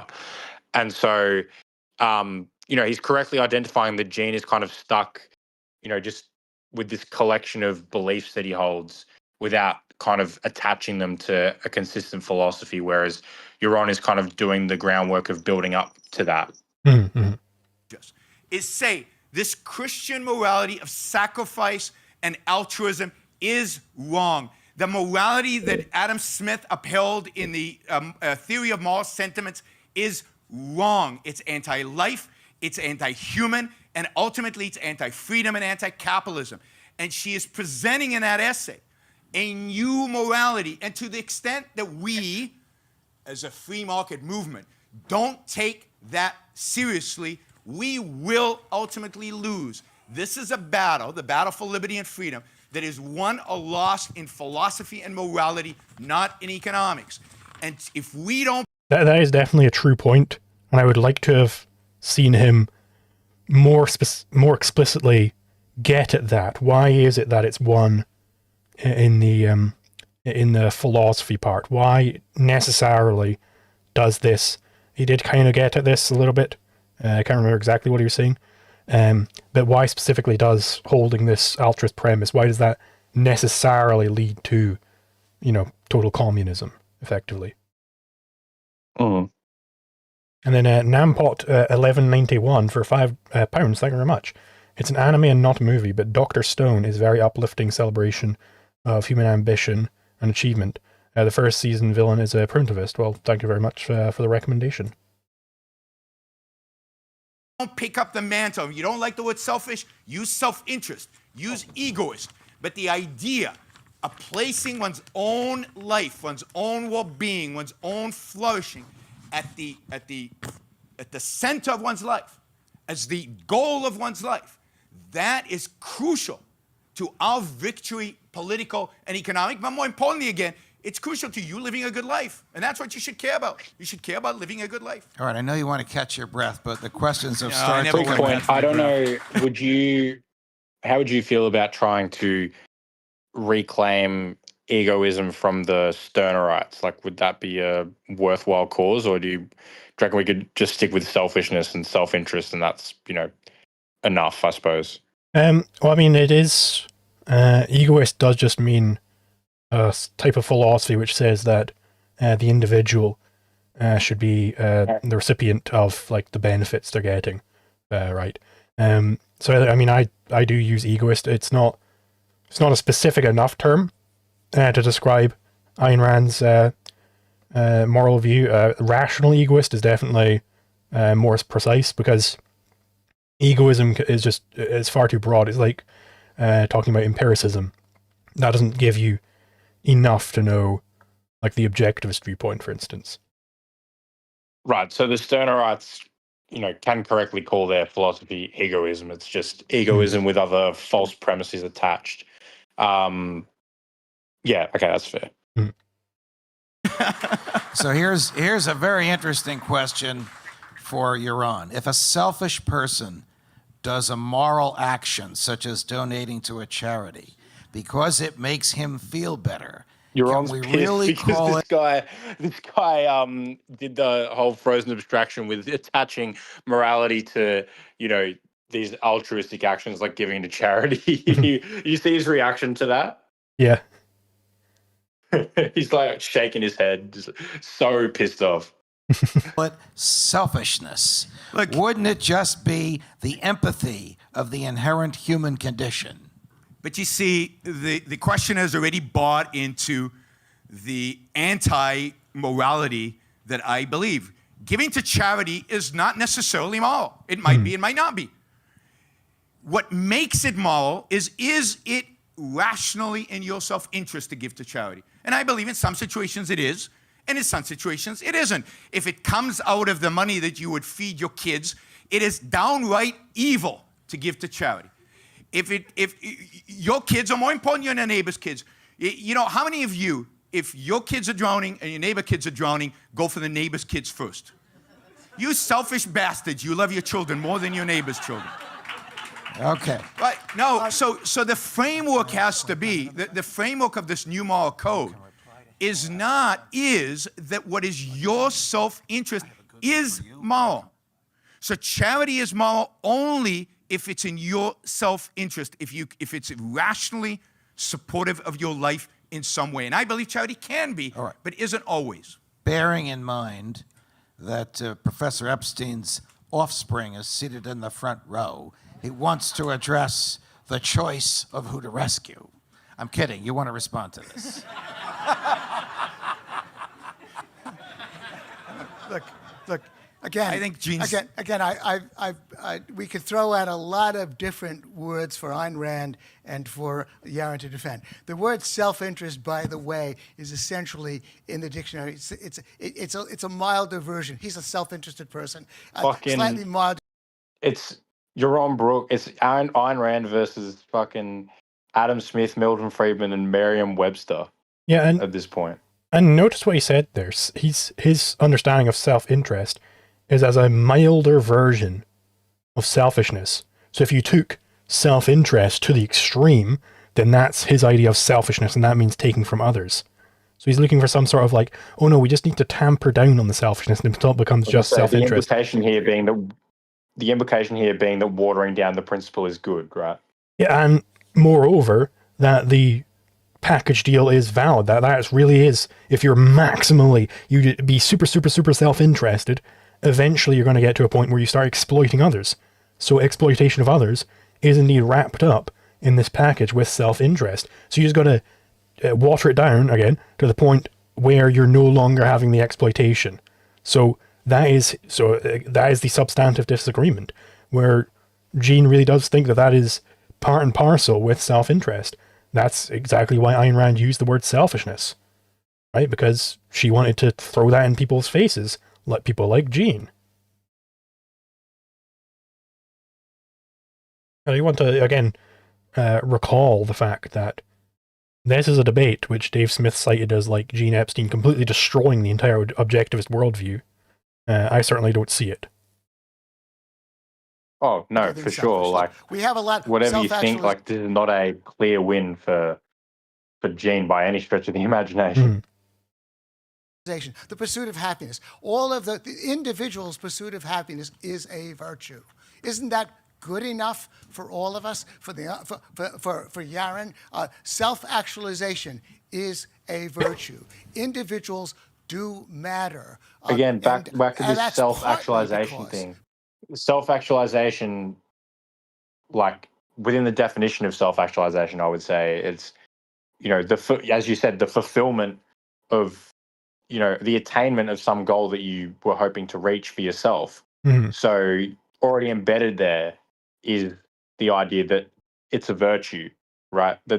So to say that self-actualization is a virtue, you're not really conveying people much new information there. Yeah, and moreover, it relies on selfishness, right? It just refers to a completely different, self-actualization is the achievement of the achievement at the end of living a selfish life, right? That is different concepts here. Partly because I believe that Yaron and I both share Adam Smith's view that we are all compassionate. Some of us very compassionate. Adam Smith even added that you find compassion. I'll tell you who was, we're all compassionate. Adolf Hitler, he was a real compassionate guy. Joseph Stalin, just He had a great oodles of compassion coming out of there. We're all compassionate. Don't worry about it. Like, I don't think that's the case. No, not at all. Even in the worst brigand. All that simple vocabulary that the English language offers covers all the bases that Yaron is so concerned about. So we don't need to misuse and abuse and do violence to the English language by establishing these principles. With respect to his comment about charity, of course, there are a lot of charitable people in this audience, and your concern, it's a lot of hard work, because I've spoken to some of these people. I could mention Don Smith, who's in the front row, who's financed us. It's a lot of hard work to make sure that your money is going to a good cause. Hopefully, Don Smith still thinks that the Soul Forum is a good cause. And Yaron and I better mind our manners. Keep flattering him. Yeah. Well, I don't, yeah, exactly. So we don't know. But of course, Yaron is right. And the thing is, under the altruist worldview, Don Smith gets no moral worth for having done that, because he's financing something that he actually enjoys, something he enjoys going to watch. He's financing for his own selfish benefit there. So he gets no moral worth under the altruist morality there. He would only get selfish worth, he would only get moral worth if he in fact hated the Soho Forum, hated everything about it. Then he would get moral worth, because he's really sacrificing there. Yeah, absolutely. Well, yeah, either that, or if he still continues to love the Soho Forum, he has to tear it down to shreds and give it away to, you know, people that he hates. That would be truly altruistic virtue. Yeah.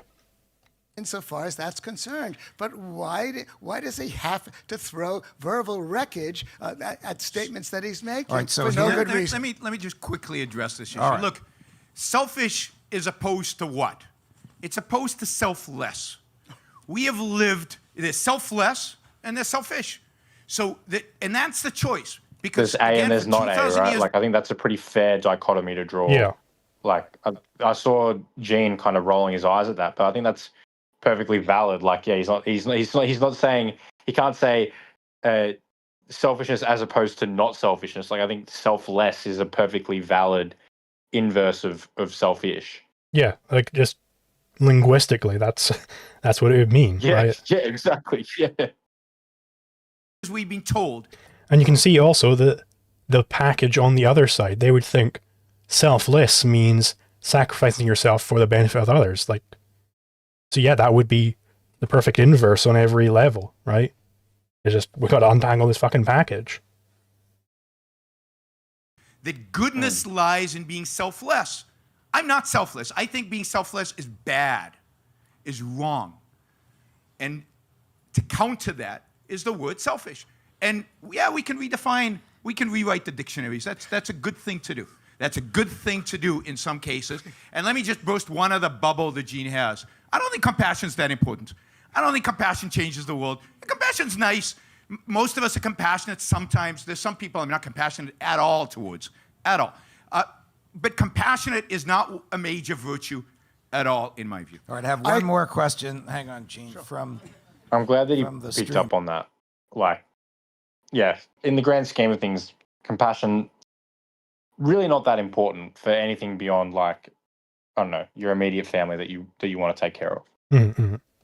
Which is a good one because of your very eloquent reliance on words. Why do you rely so heavily on the dictionary definition, which is tainted by 2,000 years of historical adoration of self-sacrifice? Why are they laughing though? That's a perfectly valid question there. That is indeed Yaron's point. Yeah. Yaron did not text me that question. As far as you know. As far as I know, it came from your son's filtering out here. Granting potentially granting that assumption about the dictionary, about the English language, about how Adam Smith, Jane Austen, and others use words. We are unfortunately, Yaron and I and everybody in the audience, we are stuck. We have to deal with the cards that are played us. There are many, many words.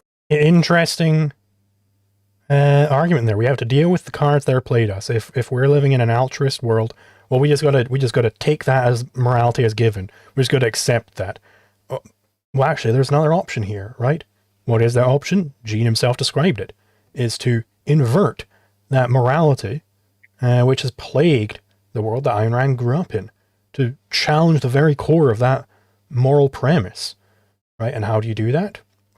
You gotta take the words, take the insults they're giving you, and say, yes, I am selfish. Completely diffuses their entire attack. Once you defend selfishness, you completely undercut that entire morality and unfreeze the abstraction. Right, and the logical conclusion of Gene's position is that, if you're living in under INGSOC in 1984, you should just, adopt the language of the of INSOC, where you just call things ungood or double plus good, because they're trying to remove your ability to think rationally by taking language from you. And he's just saying, yeah, that's fine. Just go with the flow. Don't try and properly integrate your understanding of the world and properly define your terms. Just use whatever is given to you by from on high, by whoever is in control at that time. Mm-hmm. Words that, by the way, change their meaning over time, that have ambiguous definitions, but this word is not one of them. It's always meant meant to convey moral disapproval. Yes, because of the 2,000 years of altruist morality. Yes, it has always meant moral disapproval because the abstraction was frozen. Yes, indeed. So we are stuck with the English language. Why should the devil have the best tunes? We've got to use the devil's language. But also addressing Yaron's concern, by the way, I agree with him. And by the way, in that answer he gave about helping people in need, he made a very good point as well, which is echoing, by the way, Adam Smith, who said, I have never known, in The Wealth of Nations, when he's talking about the invisible hand, he says, I have never known much good done by those who affected to trade for the public good. It's absolutely true that the market, via the invisible hand, where greedy and selfish people are involved and where the idealists are involved, the market takes care of human needs overwhelmingly. And indeed, Yaron and I share the view that it seemed to have been antitrust who forced Bill Gates out of his business. Bill Gates did far more for the world with his operating system that pushed up the production possibility frontier of the world than he has done so far with his charity. Absolutely true. However, as Yaron himself said, there are people in need who, through no fault of their own, there are people who slip through the net, and he and I both believe in a social safety net done by compassionate people like Yaron and me. Now I'm going to address you as the founder of this feast. What is the procedure now for getting the audience to ask the question? Well, do you want to do some audience questions, or is that, because I know it's getting pretty late for you? I'm comfortable with wrapping up if you are. Yeah, we could wrap up there. We've been going for a few hours now. Yeah, my recollection of the audience questions was as is the typical, like, fairly unimpressive. Yeah. All right. Anyway, thank you very much for coming on and giving us your thoughts, and thank you all to all the audience who came along, especially to those who donated. Yeah, I guess I'll see you next time. Sounds good.